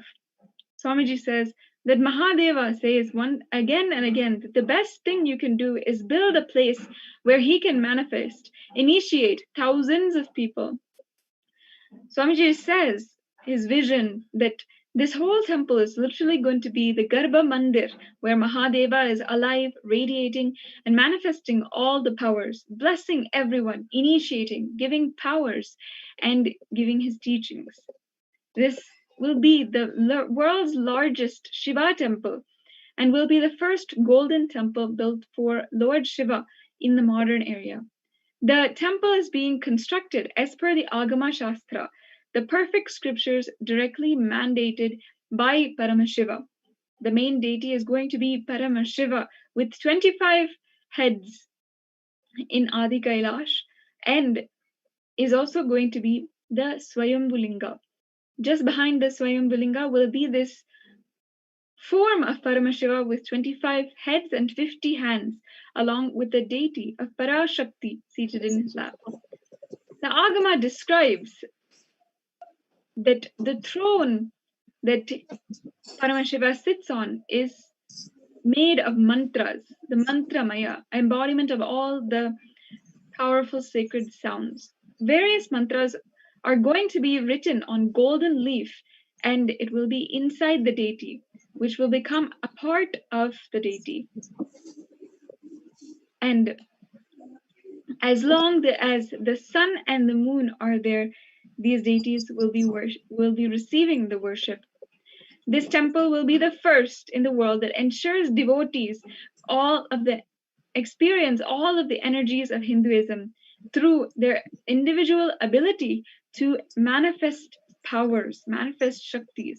The temple is designed in such a way that all of the 463 powers will be manifested in what is called the Paramashiva Shakti Mandapam.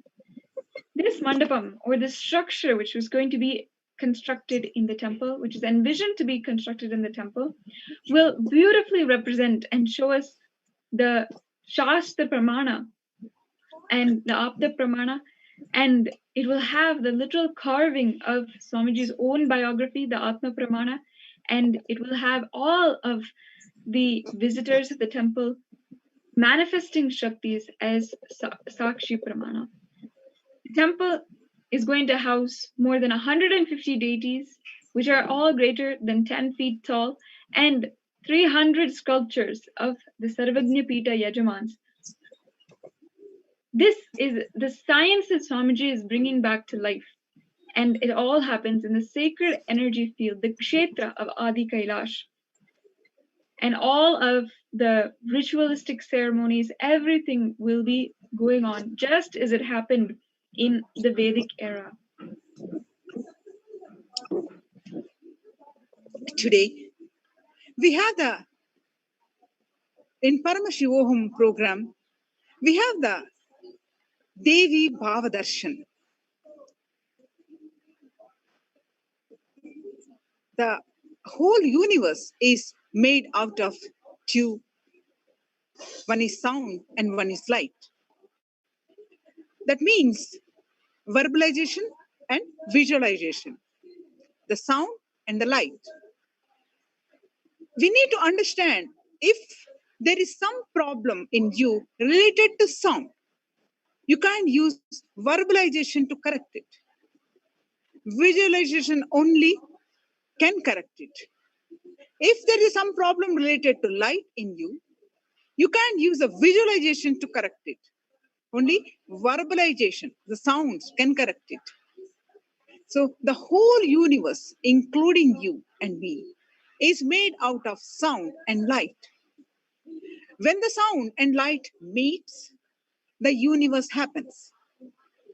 Paramashiva represents light and Devi, Parashakti, represents sound. That is why the syllable, we call it as Matrika, Mata. The sound is mother, light is father. When these two, Nada and Bindu, when these two unite, universe happens. Science of Sri Vidya, the ultimate knowledge is knowledge of using sound and light and achieving the space of Paramashivoham. That is why all the powerful sounds are used, and in a very powerful way, the lines are used. Paramashivoham is the sound and verbalization of Paramashiva's inner space. Sri Yantra, the cosmic geometry, is a geometrical representation, visualization of Paramashiva's inner space.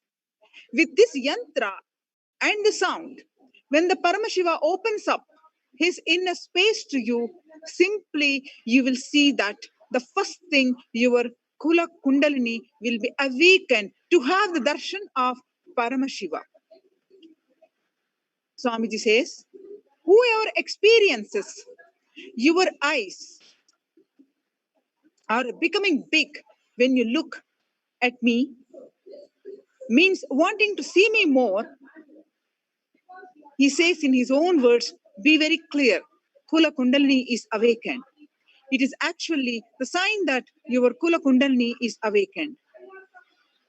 Only when the Kula Kundalini is awakened, it wants to see more and more. It wants to look more and more. See, if you see gold jewelry and you want to see more and more, it means your Kula Kundalini is working towards gold jewelry. If you see a man or a woman and you want to see more and more, that means your Kula Kundalini is working towards that direction. If you see food and you want to see more and more, it means that your Kula Kundalini is working in that direction. If you see master's form and you want to see more and more, it means your Kula Kundalini is moving towards Sahasrara, which is the direction your Kula Kundalini is moving. To which chakra your Kula Kundalini is moving. You can simply find out based on what you like to see and love to see, and what is there in your being, what is there in your love. The Sri Chakra, the most powerful cosmic diagram, the most powerful cosmic mandala. There are 43 triangles in this. That means you have 43 energies inside of you. Each one of us got 43 energies inside of us. Like the energy to think, energy to feel, energy to create another body, and energy to regenerate our own body. Like this, you have 43 energies. And all 43, when they get integrated, only you experience Paramashivoham. This is the meaning of these 43 triangles which present in the Sri Chakra. So the Paramashivoham program, Swamiji actually integrating all your 43 energies. That is why so many processes are going on. And this is the diagram of the whole cosmos. And this is the geometry of the whole cosmos. There are tons and tons of research done on this machines, which converts the sound into line. That machine is that when they feed the and hreem, exactly these lines have appeared. The machine name is tonogram. The tonogram, when you feed that Paramashiva and Devi Parashakti Bija mantras into the tonogram, exactly this diagram appears, the Sri Chakra. Very precisely, and the speciality of this yantra. Sri Chakra or Sri Mandala, which are just by staring at them, your DNA structure will get aligned to that, and certain power manifestation will start happening in you. Just staring for 25 minutes. If you just stare at Sri Mandala or Sri Chakra every day, your third eye will start functioning. Because that Sri Mandala itself is so beautiful, it directly represents the cosmic DNA. The cosmic DNA is the Sri Chakra or Sri Mandala. With the 43 triangles and 2-layer lotus and 3-layer avarana, it is called Navavarana Mandala. Actually, it is a diagram of cosmic DNA. So if you stare at that through your third eye, your DNA will get aligned to the cosmic DNA and you start manifesting powers. Now, let's watch Swamiji in his own words explaining this in this short clip.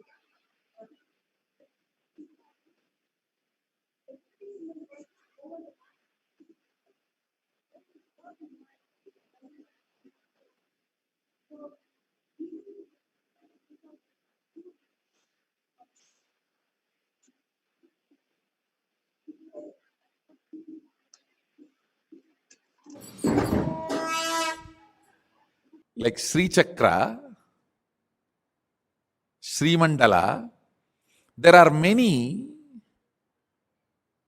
mandala structures which are just by staring at them, your DNA structure will get aligned to that.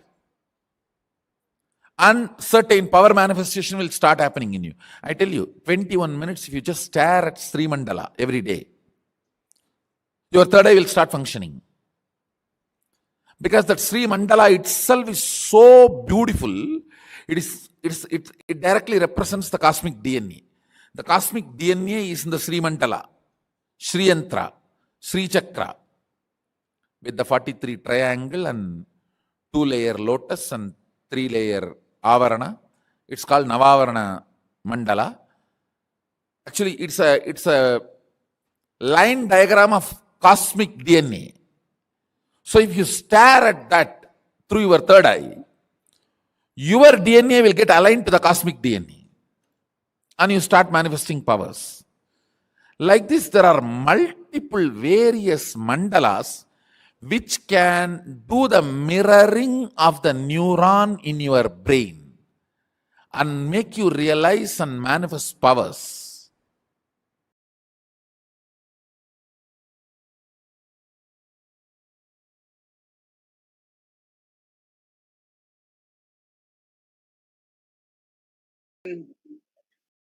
Is nothing but the ability to feel connected to the divine. It is the ability to melt and merge with the divine. Feeling connection with the divine is the ultimate technique for your life. You don't need any other solution or method to get out of any problem. Whether it is your day-to-day problems or problems caused by unfavorable planets, or by disease, or mental negativity, or black magic. For any kind of problem, feeling connection is enough to find solution. Without feeling connection, even meditation or any extraordinary powers or spiritual experiences you receive on the path only make you more egoistic and arrogant. Feeling connection with God, Guru, or an enlightened being is the subtlest, best gift that one can experience or that can happen the best thing that can happen in any human being. Guru Gita, the Paramashiva expounds to Devi Parashakti many verses of the importance and significance of Guru. And he expounds so many verses about the feeling connection with the Guru. One of the verse it says, Mantra Rajam idam Devi Guru itchakshara Dhyayam Smriti Vedartha Vakyena Guru Sakshat Paramapadam. This verse translates to, O Devi, the supreme mantra is indeed the word Guru. And its two letters, Gu and Ru. The essence of the Smritis and Vedas decree that the Guru is the personification of the highest reality. For anything to blossom, it needs connection with the highest possibility which it can become.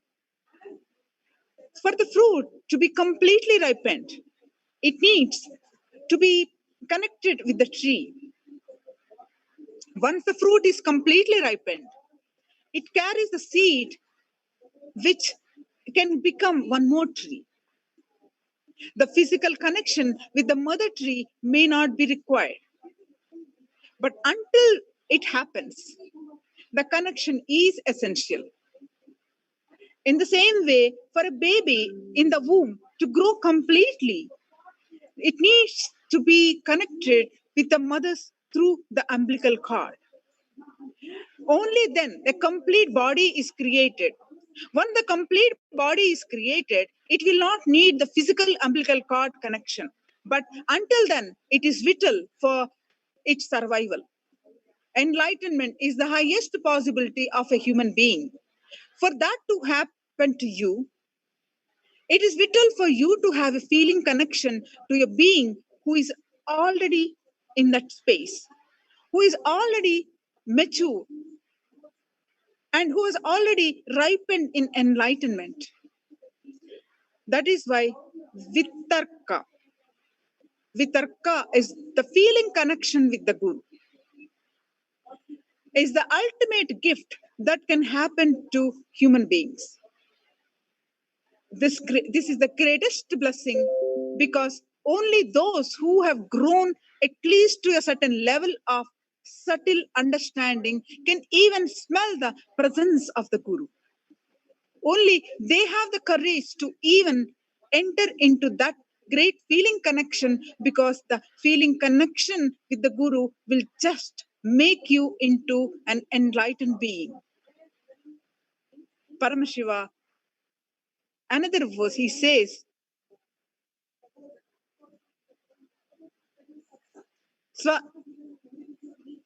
Swasmamcha Swajanam Timcha Swakirti Pushti Vardhanam Etat Sarvam Pratikshaja Guror Anyaya Bhavayet. This verse translates to letting go of all attachments to your social status, to your reputation, and your comforts. Think of nothing but Guru. The feeling connection to the being who represents your highest possibility can simply nullify the constant torture you go through from the problems of your body and mind. So many problems which may not be solved by unclutching or meditation, will be solved just by having the feeling connection. It is the ultimate technique. If your feeling connection is so strong, you really do not need any other technique to solve all your problems and get you whatever you want, from health to enlightenment itself. Just the feeling connection is enough. Nothing else is needed. Many people ask Swamiji, why do you need to learn from a guru? We can learn from life. We need to understand one thing. Learning from the guru is the very sweet experience, a very joyful experience. The guru gives you the anesthesia of love before he starts his operation on the tumor of our ego. Because he showers his love, you will not feel even the experience of pain going through that transformation. Even if it is mildly painful, you will endure it with the joy and awareness of being with the Guru. Guru is the intense life. Not only does he teaches you, he also sees to that you go through the whole transformation blissfully. A small story.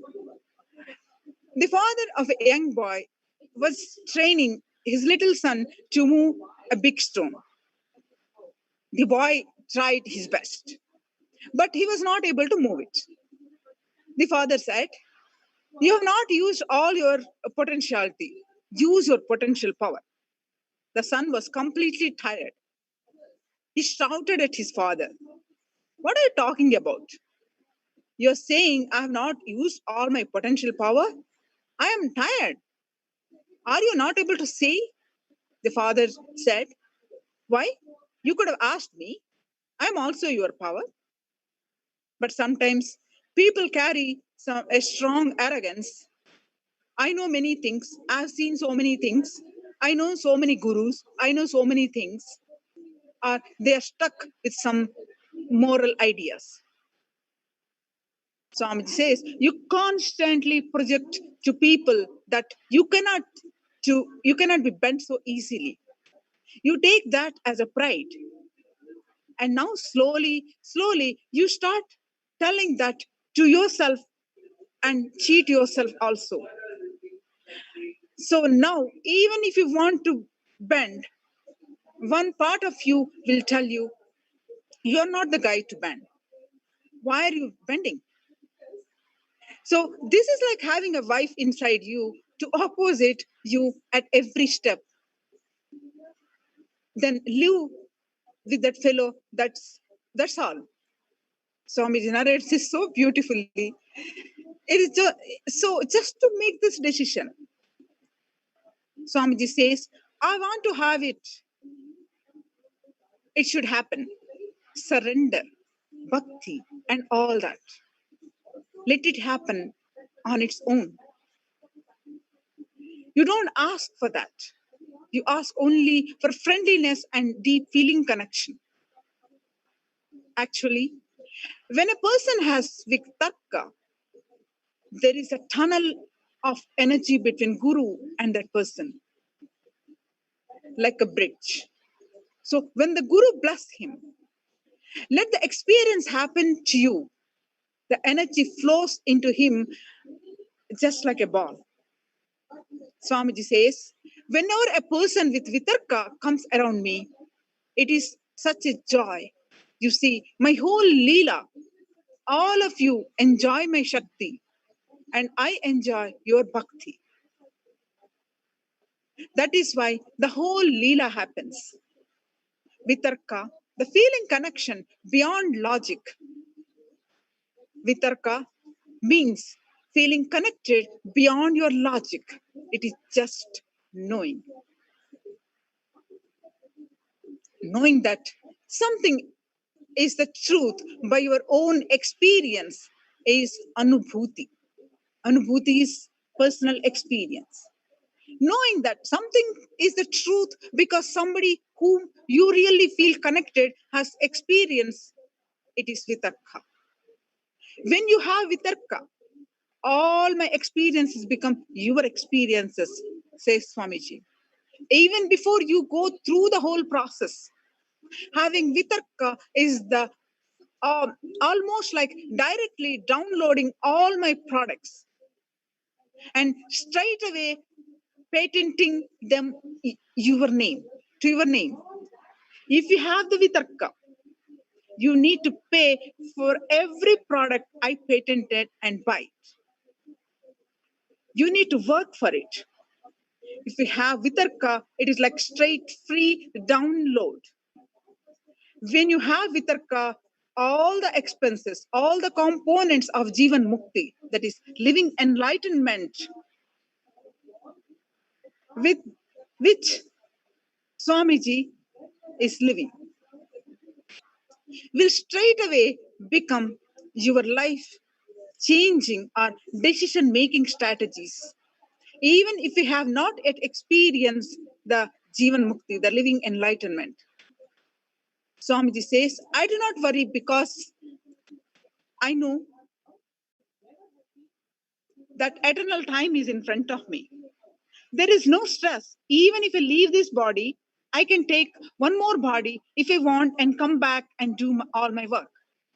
Eternity is there in front of me. This is my experience. When you have vitarka with me, just because it is my experience, you also know beyond doubt that it is the truth. And you can simply become stress-free. Feeling connection is like a free download. Swamiji always tell people that by begging dollar by dollar, you will never become billionaire. Have you seen anybody becoming a billionaire just by begging a dollar by dollar? No.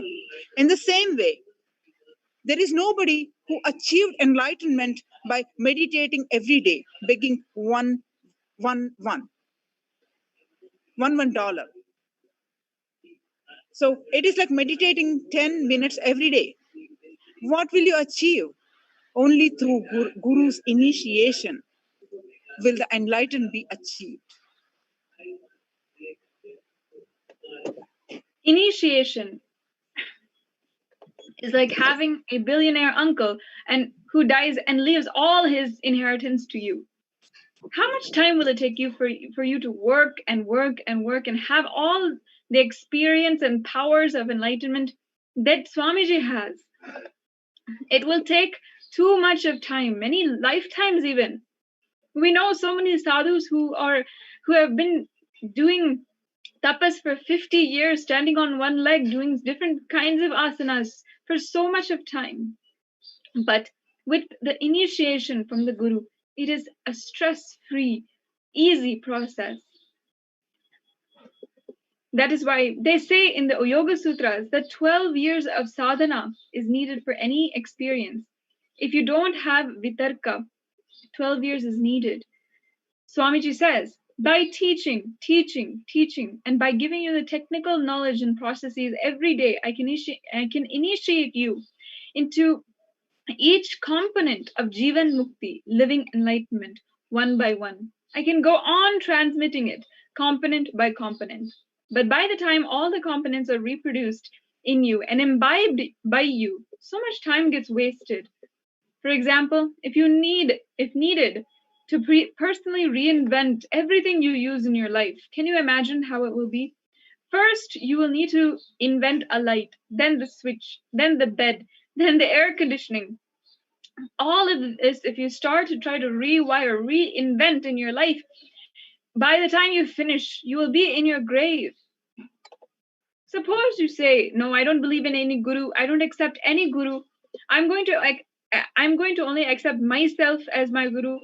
And I want to reinvent each and everything in my life.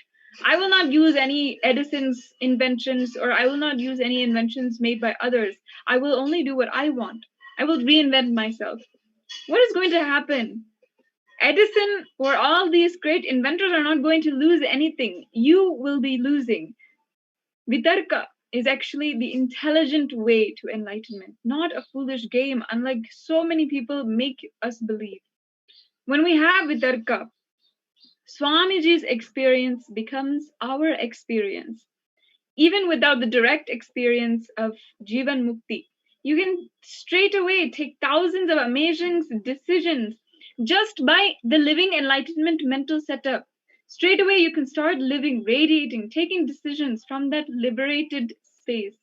Vitarka, the feeling connection to the Guru, aligning yourself to the liberating cognitions that our Guru lives, that Swamiji lives, is living enlightenment without having to go through all the process of the struggles of reinvention. That is why there's so much of emphasis on feeling connection and Guru Kripa, the grace of the Guru.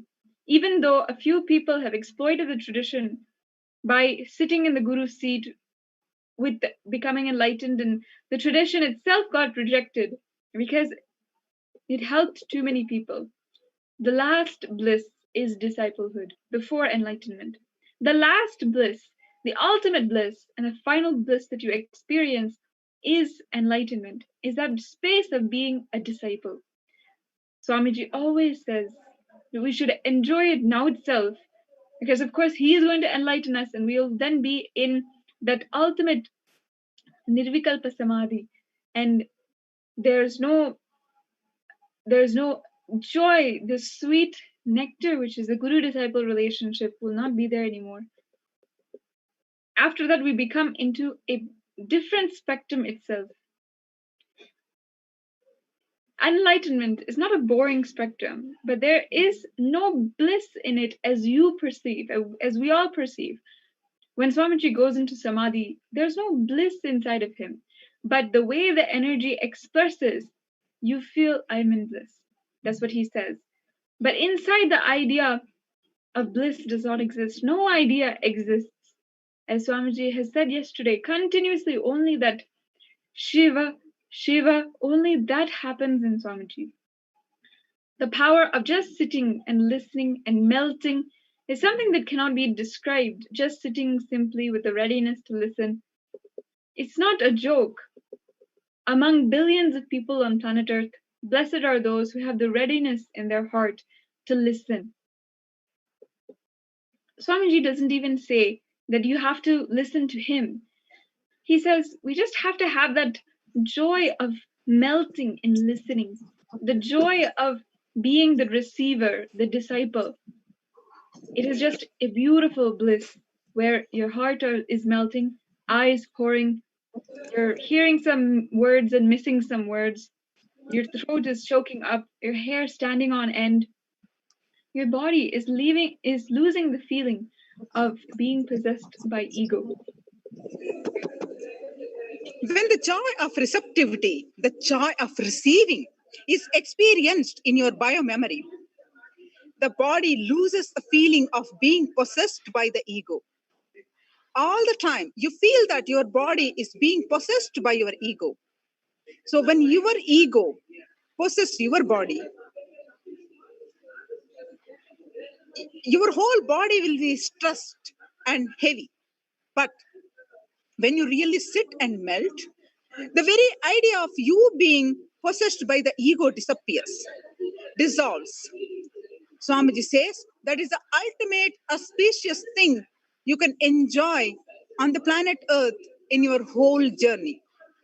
Because after this, there is only enlightenment. Then there will be no joy or bliss.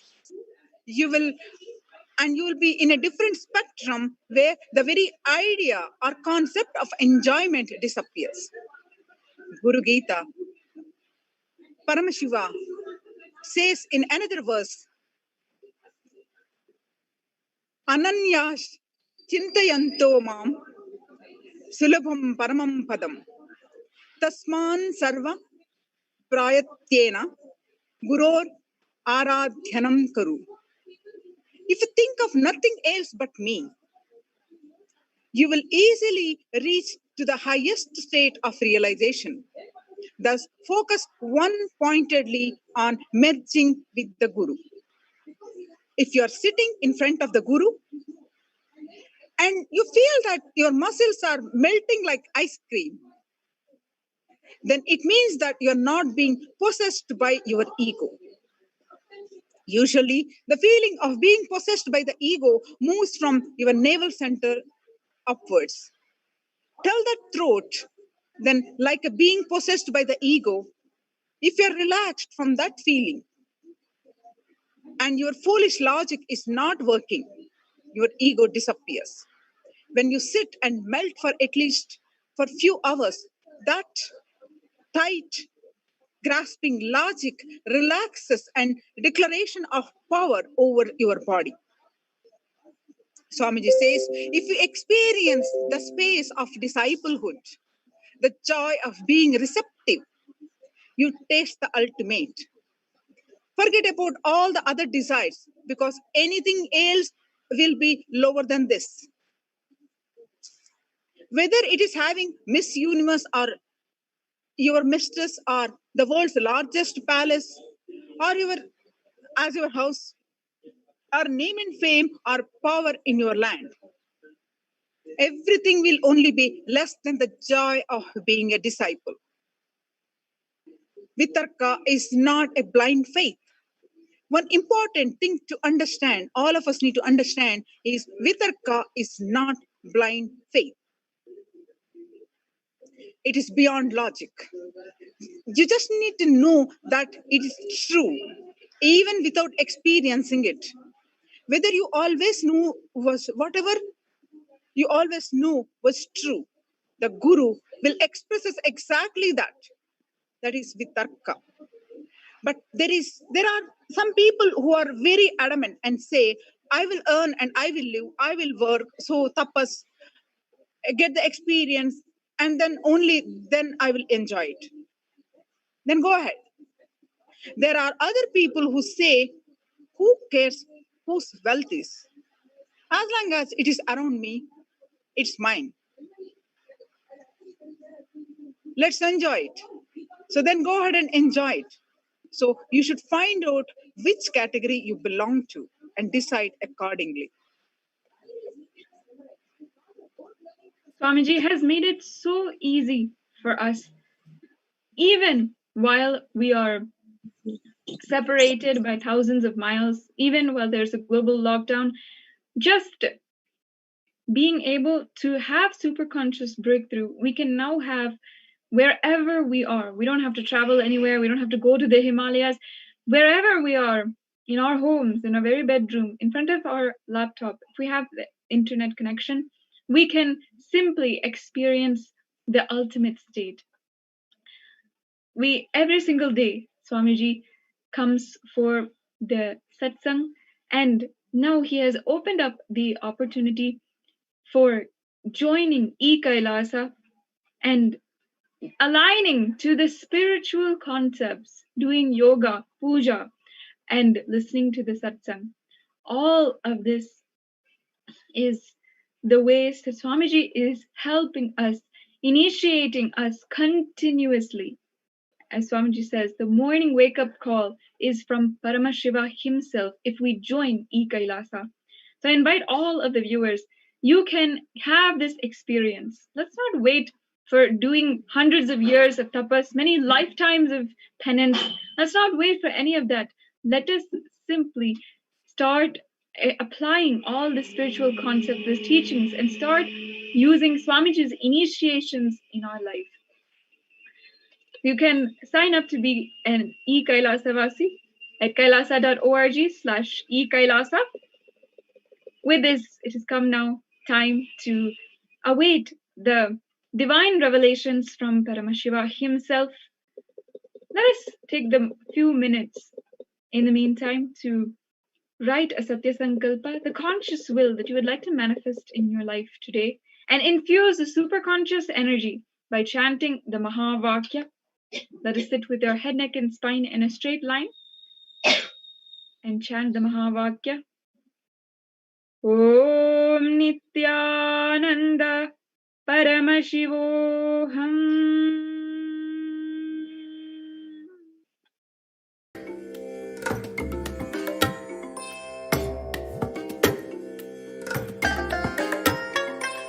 I bless you all.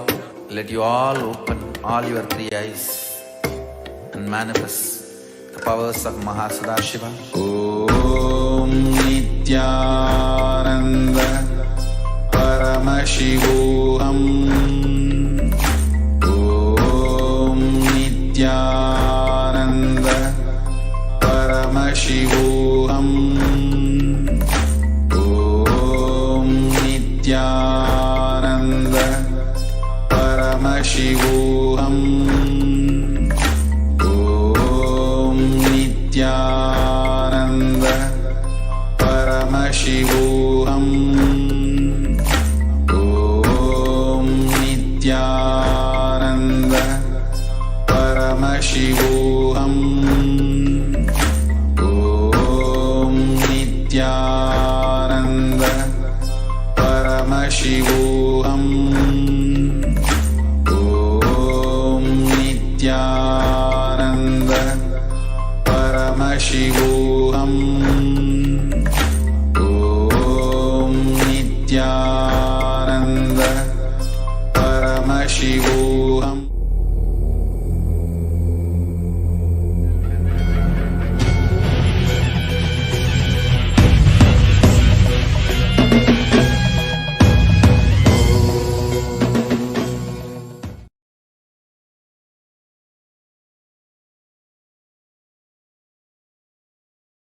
I welcome all of you with my love and respect, especially the Paramashiva Ganas who are literally investing their life to build this Kailasa.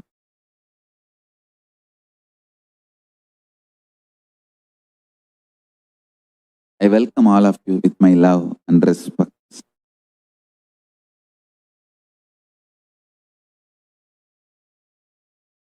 Paramashiva's direct message from Kailas. Listen.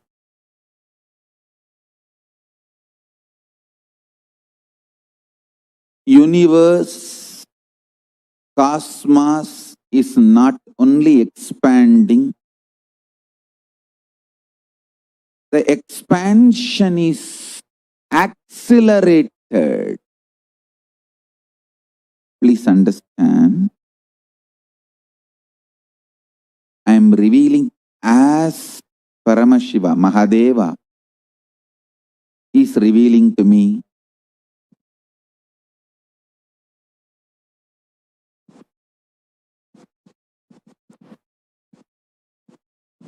One of the greatest quality I enjoy about myself is I don't have strategies. What he reveals, I reveal. And after it flows, becomes reality, I can see his vision and I am also enjoying the vision of Paramashiva along with you. Please understand. I know the vision of Paramashiva, but I don't have a strategy other than his vision.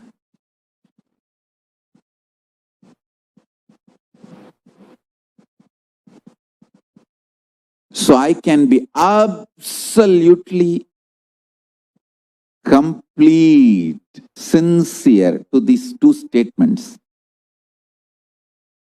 One, I love you all sincerely. I lived, living, will live just as a pure, transparent manifestation of Paramashiva without having any addition, deletion, strategies, nothing. Just simple Paramashiva straight away. Simple Paramashiva straight forward. I can stand between you and Paramashiva and declare my integrity to both of you at a time. I can look at the side of Paramashiva and say, yes, I am absolutely integrated to you. I can look at all yours, your side and say, I am absolutely integrated to you. Please understand, Strategy-less visionary is the definition of me. Visionary without a strategy. I'll just reveal what Paramashiva reveals. Paramashiva is very clearly expressing now means this pralaya. Now, not only universe is expanding, the expansion is accelerated. Understand? He also showed me the verbal manifestation, how the expansion is accelerated. Om is the expansion. The sound of the universe is Om. Om. Om. Om. Om. Om. Om. And the acceleration of this expansion is Shiva, Shiva, Shiva, Shiva, Shiva, Shiva, Shiva, Shiva, Shiva, Shiva, Shiva, Shiva, Shiva, Shiva, Shiva, Shiva, Shiva. Listen, all of you human beings have binary existence, like inhaling, exhaling, life, death. Binariness is your existence. Let Shiva be your binariness. She inhaling, Va exhaling, She life, Va death.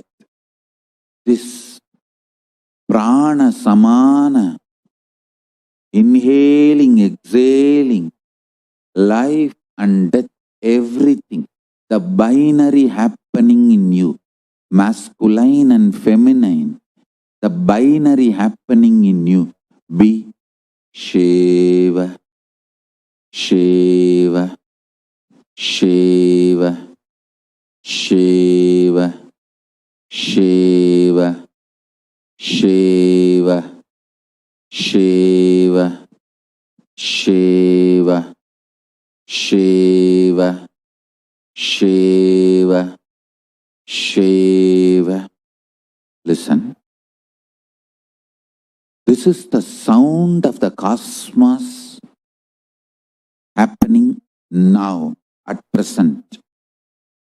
Om is the physics, the existential reality of the universe by its natural expanding quality, tendency.